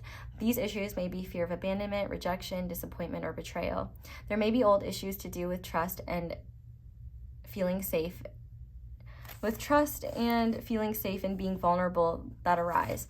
Don't worry or believe you are going backwards on your healing path. These are symptoms of heart healing, of letting go and shutting past pain. Even if grief or sadness arises, let it flow and be released. Your heart wants to be free to love, and it knows how to heal itself. Honor and support this process by expressing your feelings and loving yourself unconditionally as you can. Secondly, your heart is guiding you and leading you and even pushing you through the deeper desires you feel within.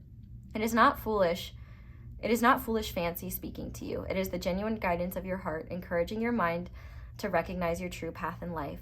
Listen to the feelings of your heart as you begin to understand the way it speaks to you, and then you can benefit from the divine wisdom it expresses, which is already within you, just waiting to be acknowledged. Finally, never doubt the power of your heart to heal even the most seemingly intractable, impossible situations. You must detach from the outcome. It will be for the greatest good, even if that doesn't match what you think would be best in the circumstances. But when you speak from your heart, divine healing happens according to love's wisdom. When you place your hand on your heart and speak simply to the universe, asking for healing on whatever issue is troubling you, you are using the power of your heart to trigger an outpouring of love from the universal heart. Ask for what you know you need. for what you want according to your divine birthright. Know that your heart is your ally, your best friend, and your guiding light, with you for your entire life, shining the truth of unconditional divine love within. Whenever you need reminding, you are special, you are worthy, and you are absolutely loved. So I'm gonna hold up the healing process. So if you want to screenshot that and do it, you may do so. So that is the back. And then I'll just hold up the card so you can have like a close-up version of it if you want to use it with the healing modality as well. So yeah, I mean, the reason why I read these is because they said it better and more eloquently than I could ever put it myself. And even though we're already 18 minutes in, I saved you time. But with that being said, I definitely think that one of the things that I think is actually going to be liberating in these next 6 months is your inner child is going to be vindicated. Like, you are going to realize that things that your childhood self believed in and felt to be real were actually real, and you were right to believe in those things even as a child. And I feel like you will reintegrate those beliefs into your own experience, whether they have to do with love, whether they have to do with life, or just what you deserve and how you want your life to be, the type of life you want to lead. I just feel like rather than your inner child being something running amok inside you, you know, going balls to the wall whenever it gets triggered, instead it will become an ally and a creative partner, because your inner child can lead you in ways that your adult consciousness can't. It's just pure and more intuitive. And if you have any children in your life, like, just watching them play and interact, and like just the purity in their interactions and in their perspective, you know, like, sure, they don't know how to do calculus, but like, they don't need to do calculus. They're kids. Like, let them be kids. But I feel like the thing is like, you can do calculus and be a kid. Like, that's the beauty of being an adult. Like, you can have the freedom to be whoever you are and do whatever you want. Like, the only people that are trying to keep you small are people that are too small-minded to recognize that people are multidimensional, and that's not your problem. But I think that pretty much summarizes. So we're gonna go ahead and get into the tarot now. But I definitely think that like, for example, you might find that during these next 6 months, if you're not really communicating with like the person that you have a spiritual connection with or anything like that, you might find that their energy is around you a lot. And you might be thinking it's because it has to do with them, but it might be that it has to do with you. And it's possible that the connection could just be becoming so intense that it's unavoidable. And that usually happens when you're avoiding something within yourself that needs to be addressed. However, I do think that you could be doing healing that helps you and the person you have this connection with be more honest with one another, be more real with one another. You could even be with this person. So through the next 6 months, you both could be doing heart healing together. But I feel like no matter what, the heart healing you're doing these 6 months, they will be doing as well. Whether they're getting the residual healing effects from you or they're healing themselves in their own way, there's definitely a lot of mirroring that's going to happen. And I feel like I just heard huge release. And I think that too with this number 21, like, you know, that's the world card. I just heard 21, do your thing, 21. But anyway, I definitely think that you could be closing out a cycle of heartache or pain or frustration when it comes to this connection, or just when it comes to past experiences that have held you back from being more open to life and to love. But I guess it really just depends. So I'm going to give these one more good shuffle, and then we're going to get into the tarot. So to start, I want to look at what's leaving your life in the next 6 months. So Spirit, what is leaving pile 4's life in the next 6 months? We have the 7 of Cups. Okay, this is awesome. So this one says, I trust myself to see the truth. So you're letting go of the mental confusion and the confusion in general around,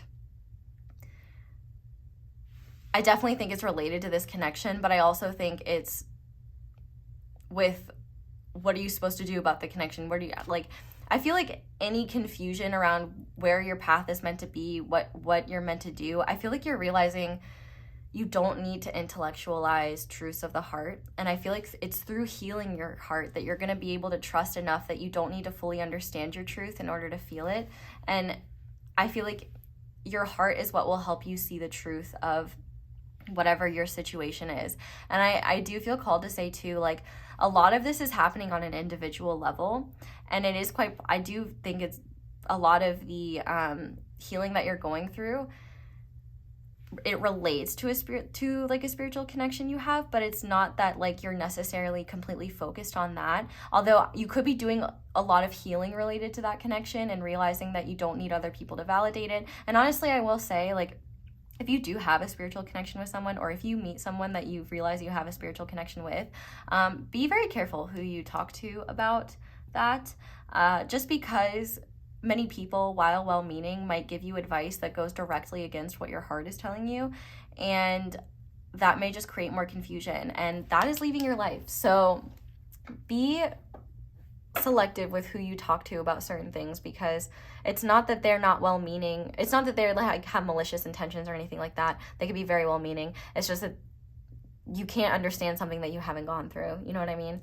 So I definitely think that you're letting go of confusion around this connection, around your heart space, around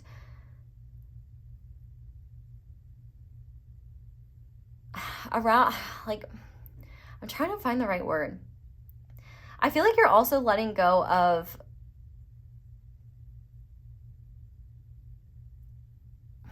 okay, I don't know how to summarize it, so I'm gonna say it this way. If you have been in this place where, like, deep down in your heart, you know that there's like one path that you want to follow, or you know the path that you want to go down, but you also kind of get enticed by the idea of other paths that are slightly exciting or intriguing, but they're not the path that is deeply rooted in your heart. But the other paths that you're exploring or pondering or considering, they could be very pleasing to your logical mind, because they seem safer, or they seem like just one that would deal with less pain, or one that deals with less risk.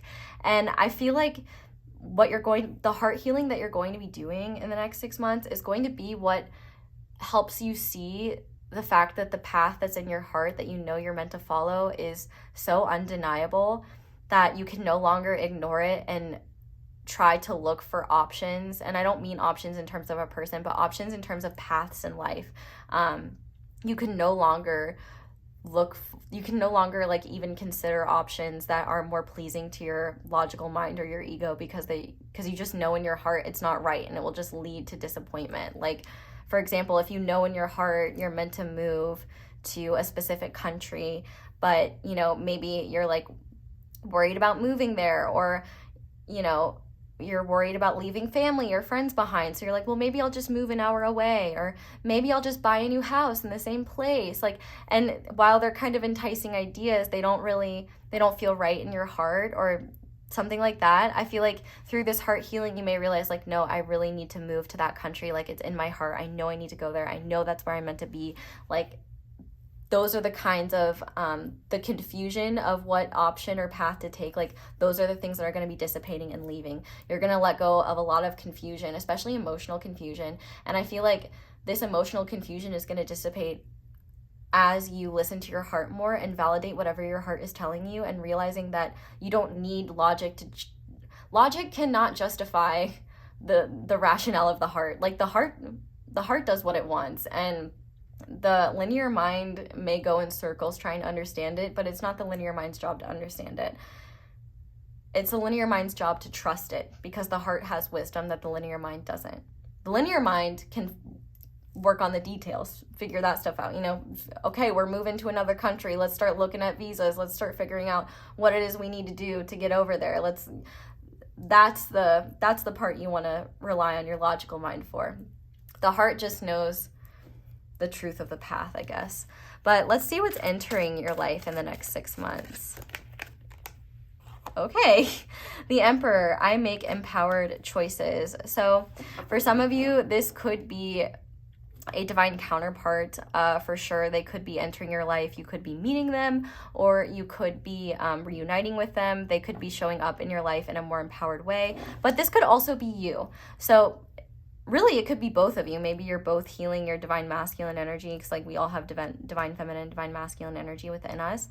But I think that what's entering your life in these next 6 months, this is definitely you, in the sense that I feel like you are going to have a lot more confidence in your choices, because you're realizing the heart isn't leading you astray, and you will feel the most satisfaction. And note I said feel the most satisfaction when making those choices, because you know they're aligned with the truth that's in your heart. Like if you've made decisions in the past from a place of logic or a place of ego, you may have gotten really upset with yourself for making those decisions, or you may have felt like you couldn't trust yourself because even though your circumstances changed, you didn't feel any better.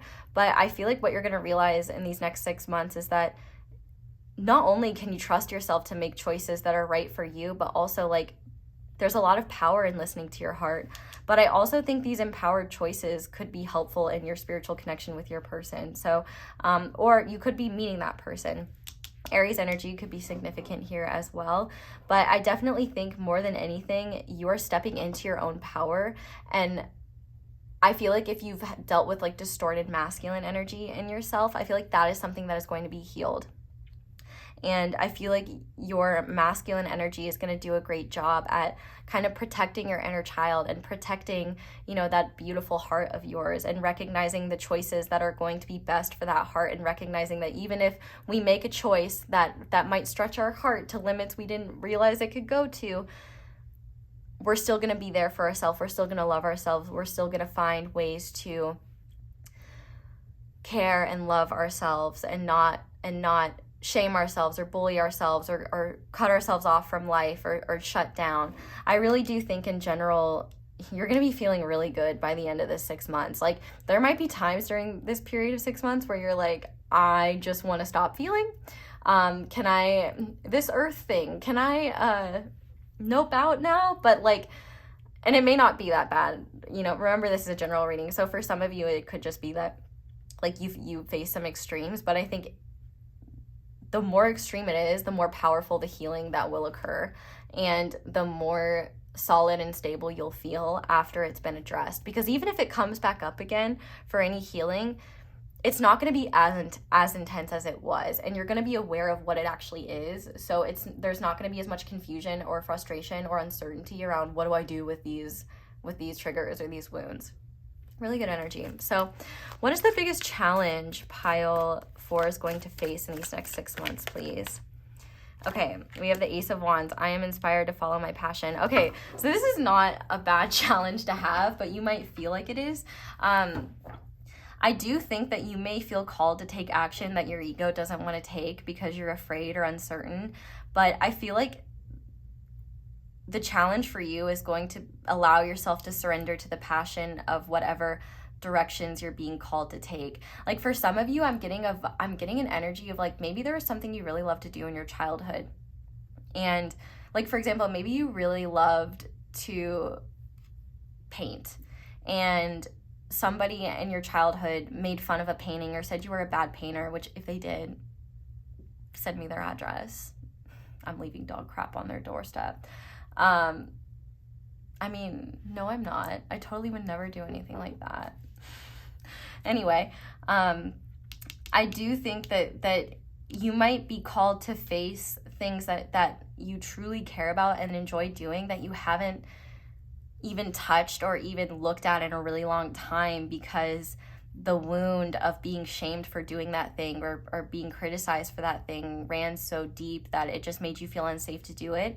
And I feel like you're going to be pulled towards facing that fear, facing that wound, and realizing that it's not fair to deny yourself something you love just because someone else thought it wasn't right for you or someone else had a criticism to say. I really do think as well, you know, there might be opportunities for you to heal through creations. And it might be that if you're someone who feels silly, like creating, if it's not perfect or if it doesn't look amazing, you might feel silly about that. Or you might feel called to reach out to this like person that you have a spiritual connection with, or vice versa. And maybe you're like, no, I don't want to talk to them, or I don't want to do this, or I don't want to do that. I don't want to put myself out there. I don't want to face rejection. But like, I feel like what Spirit is saying is take those opportunities when you feel inspired action, because you'll be surprised as to where they lead. And I feel like with a connection like this, one thing you need to know is that you can't like, you're never truly separate from them. And the more you heal yourself, the more they heal, the more open you both are. And I really do think that the challenge here for you is not allowing your logical mind and your uncertainty and hesitancy to like put yourself out there shut you down before you even like shoot your shot. And I'm not even saying shoot your shot towards a person, but just like trying things. I feel like if you've been really held back, if you've really been keeping all of your energy contained and really been shut off from life, I feel like you're gonna get new ideas to go out and do certain things, or try new activities, or pick back up something that you used to really care about. Even if it's silly, even if it seems dumb, like, who cares what anyone else thinks? If you like it, that's all that matters. But I also think that you could just be inspired to do things differently these next 6 months. Your heart will push you in ways that maybe you weren't anticipating. But you'll find that the rewards from doing so will bring you so much healing and make you realize that you had no reason to be scared, or you had no reason to hold yourself back in the first place. But the important thing to say with aces is that aces are opportunities. And so I think one of the challenges here is to not push away opportunities to follow what you're passionate about, to follow what inspires you, to follow your creative urges, to follow that inspired action, because your logical mind has some crappy reason as to why you shouldn't, or you have a fear that you're afraid of coming true if you do. I really feel like you have the opportunity to heal through overcoming and facing wounds that have kept you chained and held back in the past. And the thing is that there's no guarantees you actually do that, except Emperor energy is entering your life. So I do think that there is more confidence, and at the very least, I do think that you are going to follow you are going to, what's the right word? Capitalize on these opportunities because of the healing that you're doing, and you're going to be in an energy where you're going to take action towards these things, even if they scare you, which I think is awesome. So I think the challenge is just not letting opportunities pass you by when you have them. And when you feel inspired to do something, even if it scares you a little bit in your heart, if it's not meant for you, you won't feel magnetized towards it. You'll feel resistance. So if you feel magnetized towards something, but you're like afraid, but in your mind, you're a little bit afraid, or it feels like a stretch, that's a sign to go for it. But if you feel resistance, and even in your heart, you're just like, no, like that's not an opportunity you want to take, if that makes sense. But I want to see a blessing that is coming in your life in the next 6 months. So okay. Ooh, okay, we got a lot. Okay. We got 2. So, okay. We have the King of Pentacles. I am sure of my place in the world. And we have the 3 of Cups. I embrace joyful opportunities. So I definitely think that you could either be meeting this person or reuniting with this person in some way, and I do think that there could be an opportunity for conversation. I feel like with the King of Pentacles as well, I think one of these blessings is that you are really growing into yourself in a really solid way these next 6 months. I feel like the heart healing that you're doing is really going to help you feel more secure in your material reality, and also embrace the joy and love in everyday life and everyday existence. I also think that if you know anyone who is like a King of Pentacles type figure, they could be like an earth sign, Virgo, Capricorn, Taurus, or someone that you view as like a fatherly figure, or as a dependable masculine figure that is secure and that inspires you, even in like a career sort of way, or just in a life sort of way. Like, I want to live like them, I want to be like them. You could have an opportunity to connect with them, and they could give you guidance that's really healing, or they could also just, this could be your counterpart, or an energy that they're showing up in, or an energy that you're showing up in that's allowing you to interact with your counterpart without being triggered or something like that. This is kind of interesting because the King of Pentacles, I don't know if it represents you or it represents someone else, and it may not even be your counterpart. It could be someone else, but I do think with the Three of Cups, there is a lot of joy to be had. And I feel like, for example, like maybe I'm inspired to follow my passion. Maybe you have the opportunity to like throw a party and you're like, I could invite this person, but what if they say no? Like, what if they don't come? And listen, you miss 100% of the shots you don't take, right? And I think actually, if you feel called to do something, there's a reason for it. You're not going to feel called to do something that doesn't feel right. So I do think with the Three of Cups, you could have opportunities to just experience joy with people in your life. And I think even just like, you know, with family members and friends, I feel like as you're healing your heart, you're going to be able to be present with them in ways that you weren't in the past. Like if you are really focused on yourself or kind of in another world when you were with other people, I feel like you're going to be a lot more present than you used to be, and you're really going to find a lot more nourishment from the connections that exist in your life because you're present and aware of all the love that exists. And I feel like you'll just be very grateful for the moments that you have with the people that you care about. I also think that the universe is going to be rewarding you for the healing that you're doing and for honoring the path that you're following. And I feel like you're just going to be a lot more confident in yourself and a lot more confident in your trajectory because you realize you can trust your heart, you can trust where you're being led. And I also think that by the end of these 6 months, you're going to be looking back and kind of reflecting not just on these past 6 months, but on life even before that, and really just have so much love for how far you've come and how many versions of yourself you've grown into and how many versions of yourself you've shed in the name of love and in the name of self-actualization. And I feel like by the end of the 6 months, the blessing that's happening is you're more sure of yourself, and this sureness of yourself is coming from a place of security within yourself and a recognition that you don't need to know how things are going to end up in order to know that your heart is going to lead you to the happiest outcome possible, and that your heart is going to lead you to exactly what you need. And I'm kind of called to notice that we have the Three of Cups and the Seven of Cups, which makes the 10 of Cups. So I do think that this heart healing will allow your heart to experience like true fulfillment and know what opportunities are going to bring that, know what experiences are going to bring that, know what people are going to bring that. And I feel like there's just going to be a lot less doubt. Like there is no swords energy here. So these next 6 months are a lot about feeling. Like we have fire and water and a little bit of earth, like a teensy weensy little bit of earth. So it's really the time to embrace your emotions and embrace your passions, to embrace fire and water energy. Fire and water energy could be significant, which that would be Aries, Leo, Sagittarius, Aries especially, and water energy is Cancer, Scorpio, Pisces.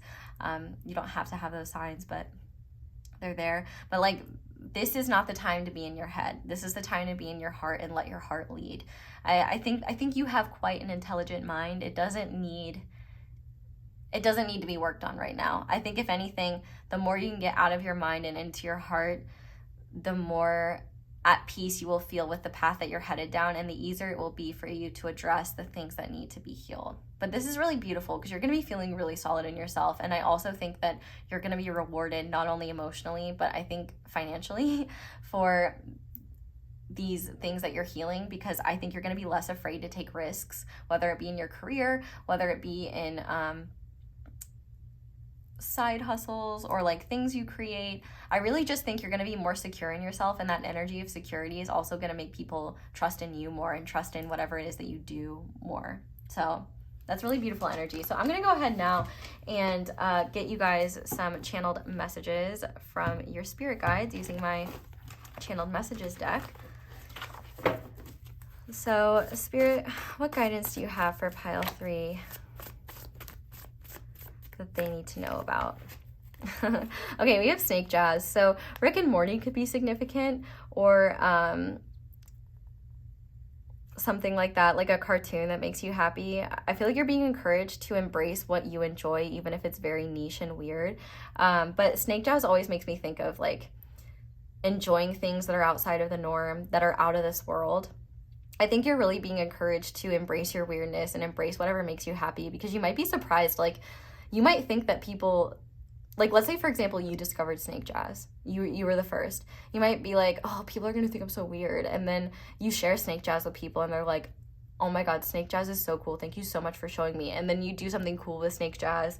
You make Snake Jazz for humans, and mesh them together, and then you've got this beautiful snake jazz human music hybrid that changes the world or just creates a new sound. Like, you could do like theoretically anything with the energy of that your heart is moving through. But I also think you're really being encouraged to take time to, well, one, pay attention to the messages you get in music. Also pay attention to synchronicities in music. Like, if there are specific lyrics that pop out to you, or if you get song lyrics in your head to a song you haven't listened to recently, I would pay attention to that, because that could be a sign, like a message for you. And I would also say as well, like, this is the time to get out of your head, and like one of the best ways to get out of your head is like to dance to music that you enjoy. So don't be afraid to crank some tunes and throw that ass in a circle. Anyway, we have time to ground. Mother Earth misses your presence. So yeah, when you are feeling overwhelmed, you can always ground in nature. But I also think nature is a great way to feel the love of the planet. Like, to just be out in nature, feeling the good nature vibes is just a good thing. Okay, so we have boundaries and barriers, but it's coming out on the barriers side. So I do think that Spirit is asking you to pay attention to where you have walls up, because those walls are going to be the ones that are being knocked down in these next 6 months, and the triggers that you experience are going to be related to those specific barriers that you have towards being open to life. Like, Spirit saying, nope, it's time to be more open to this. It's time to stop pushing life away. But we also have past life healing. So yeah, I think there's definitely a lot that you're going to be healing. If you ever want to try like past life regression or anything like that, that might be something helpful for you in terms of healing. But we also have acceptable. So I definitely think that this is a beautiful time of self-acceptance and just trusting yourself and trusting in the fact that you don't need to be perfect. You don't need to be fully healed in order to pursue something, in order to be open to something. Trust that your heart won't lead you astray, and when something feels right, it will be right. But on the back of the deck, we have Trust Your Gut, with just one of my favorite stickers that I have ever had. Is there something attached to the back of this? No, but I feel called to like pull like one more card. So Spirit, what else do you want? Pile 3 to know. Oh my God. Okay. So first of all, you're getting all the sticker cards, but second, if you do have a spiritual connection with someone, or you meet someone in the next 6 months with a spiritual connection, if you're accusing them of Dirty Dan, if you're accusing them of being Dirty Dan, you have to ask, what is within you that is truly Dirty Dan?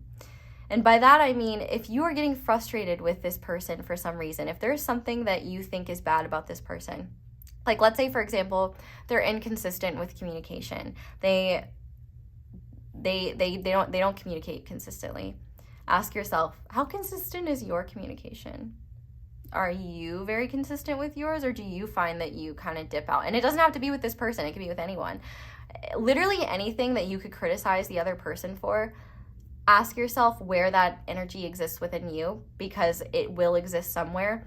And I love that we have no wonder Spirit was like, you need to have one more, because I really do think the more you are in an energy of love, the more you will be able to compassionately recognize the parts in you that have been left unhealed, that you've been projecting onto this person that you share a spiritual connection with. And then you'll be able to realize like why those were barriers to begin with, or blockages to begin with. And it will help you not only feel more compassion for yourself, but compassion for them, because you recognize like, oh, I can't really criticize them because I do the same thing. I guess I should get my ducks in a row before I'm throwing stones with a glass house. You know what I mean? So Spirit really popped off today, didn't it? But we're going to go ahead and finish this reading off with some final guidance.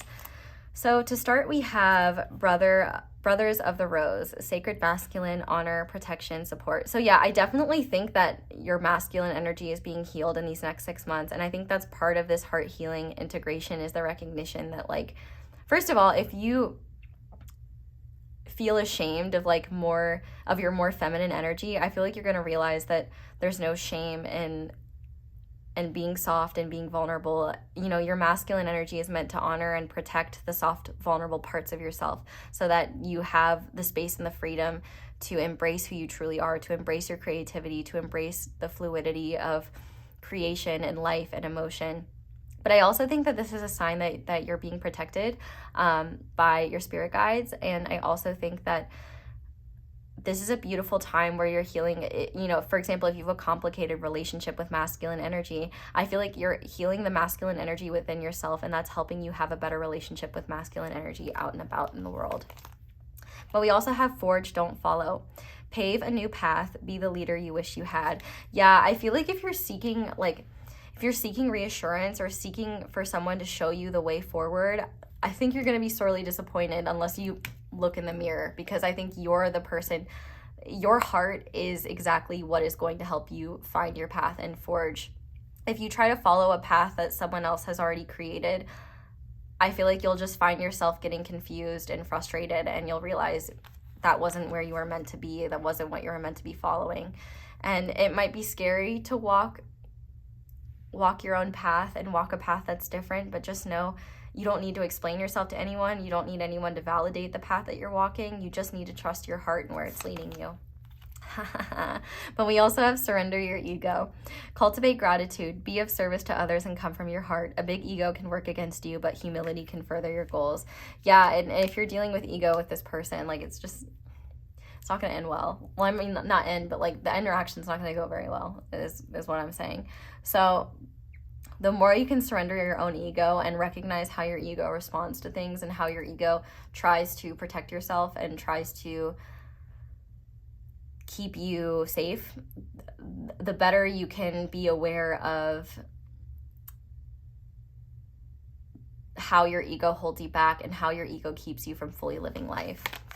But we also have deep replenishment, retreat, rest, be held. So yeah, I definitely think that this is a time for really replenishing your heart and really doing whatever it needs in order to feel safe and be open to life. And if that means retreating for a time and working on a lot of healing and, you know, doing whatever it is you need to do, even if it's like going on a retreat or planning like a solo trip for yourself to like a place in nature that feels really healing to you. Like I just heard Sedona, Arizona. That rhymes. Sedona, Arizona. That might be a place. I've never been there, but I've heard the name before. So that could be somewhere. Really anywhere that feels rejuvenating to you, you might want to look into that. But finally, we have learned from life. And I think that is just the best piece of guidance here, because I feel like the lessons that you're meant to learn in the upcoming 6 months and beyond that, I feel like you're not going to find in any books. You're not going to find in any online forums or through the experiences of others. You're going to learn from doing. This is a time to learn from just being and living. That is how you're going to learn. And you're going to realize that like your heart was always in the right place and you could always trust it.